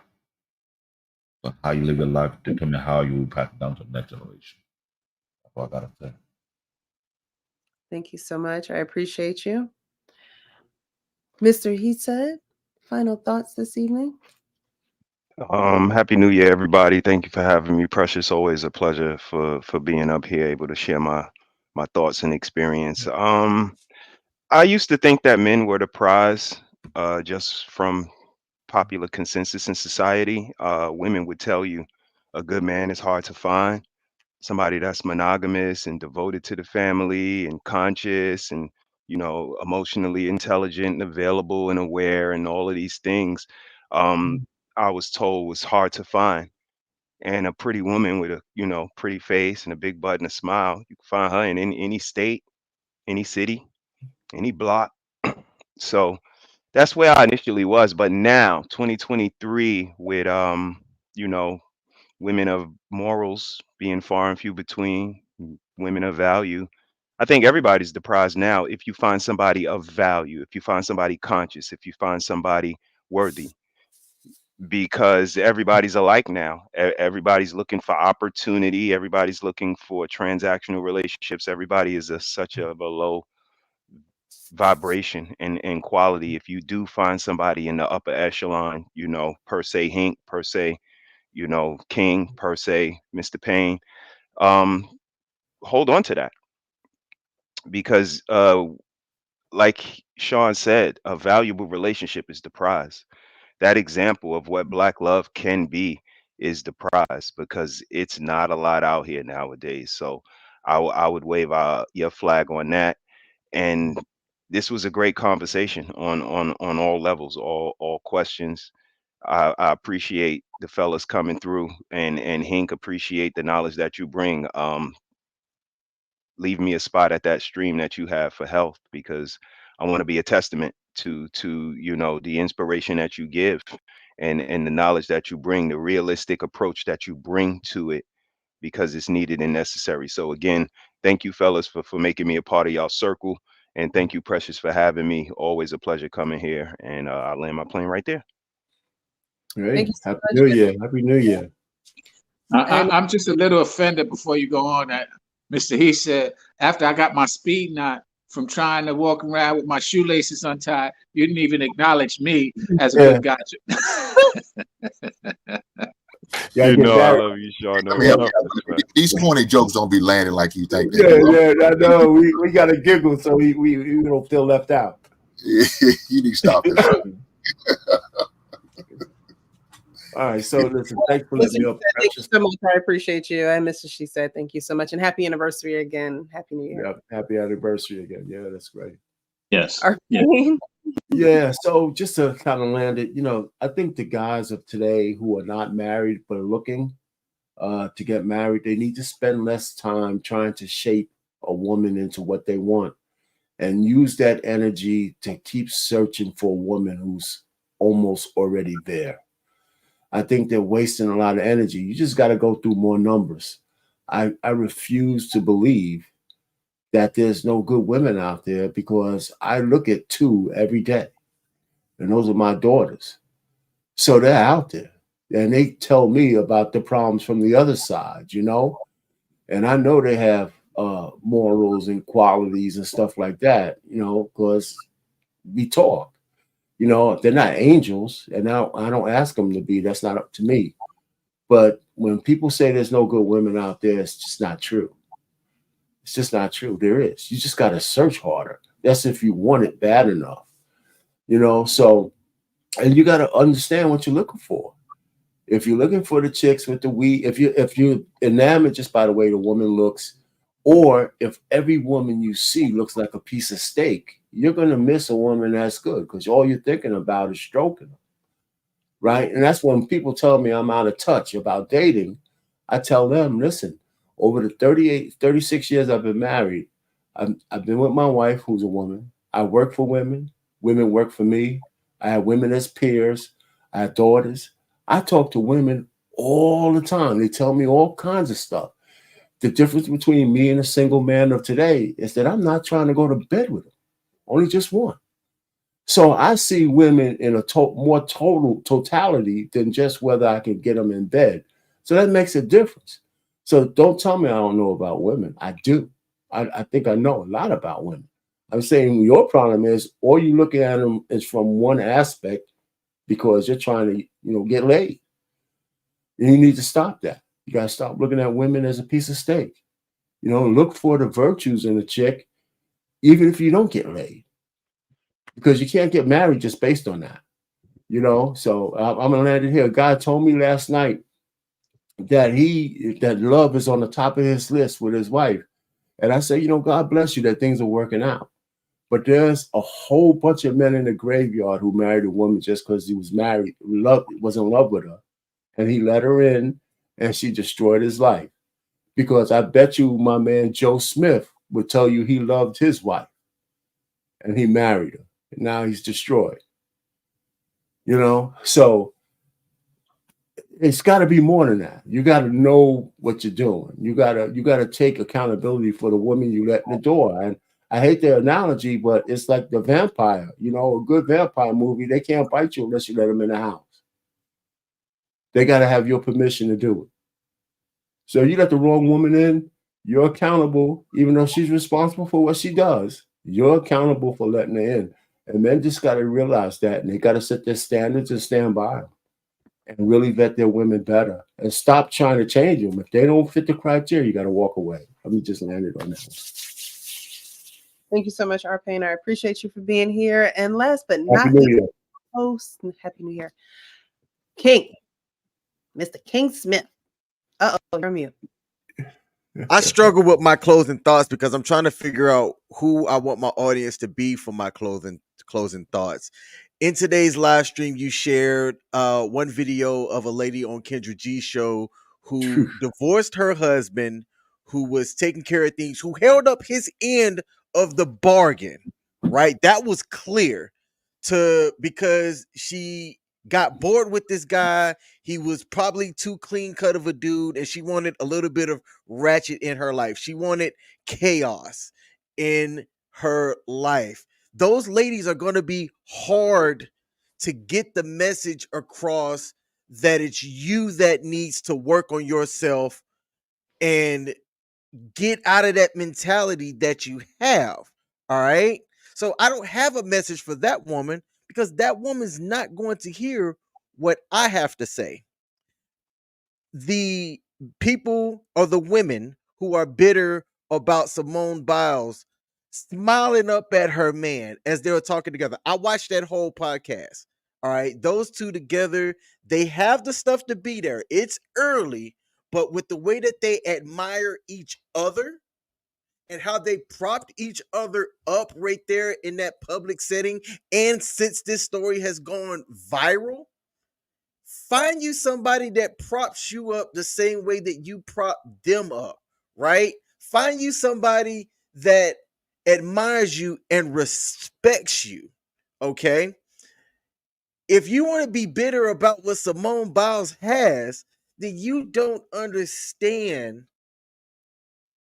what works out there, hopefully long term. To those women, like Precious, I know you don't understand those women, right? You just don't. What Trey said earlier about how Simone understood what it was that she wanted and she competed and she went after what she wanted. Okay, this isn't a 10-time Olympic gold medalist winning gymnastics person saying, well, I am who I am, so I'm gonna sit back and let whoever come to me. No, she went after what she wanted without even knowing who she is as a person. I can tell her femininity because it oozes just that interview on the Pivot podcast. It was there. You could see it in the screen. Ladies, wake up. Wake up. Start presenting yourself to be more feminine than what you are presenting out there and go after what you want. I'm done. Mic drop. Done. Boom. Well, thank you. Thank you for closing us out that way, King. We needed that. I appreciate you as well. And Happy New Year to you and Michelle and Castle and everyone. Love you guys' posts. Love your traveling stories. Love even the blended video that I saw. So I just love what you guys are doing. I really do. But every day I'm gonna just be like, I told you so. I told you so. You were a really strong advocate in getting me, because kind of like Jonathan Owens, I fought it for a while. I fought it for Yeah, the long. you I sure fought did. it, but you were definitely one of the early advocates for us. And hey, thanks. Yes, and when look, don't even thank me. When people, I think you asked, of our opinions or something. It feels like it happened so long ago, but when you see good quality, you got to jump on good quality, and that goes for a man or woman. When you see good quality, you have to jump on good quality because good quality does not come around every day. Now, the quantity of women will, but the quality of the woman will not. And so I think my closing words, my final thoughts for this is going to be know quality. And when you know quality, you're not going to want to go without quality. So treat quality right. Treat quality like quality deserves to be treated. Because when you don't have it, you'll know. And you'll be wondering where quality is. And quality is going to go on to quality. It's not going to stand around. It's not going to, assume that there's going to be someone else that comes around that's going to be of the same quality or even better. So those would be my final thoughts. Don't pass quality up. If you see quality, go after it. All right, y'all. We will be back next Monday, 9 p.m. Eastern. You guys know what I say at the end of every show. Be real with yourself so you can be real with others. Have a great evening. Happy New Year.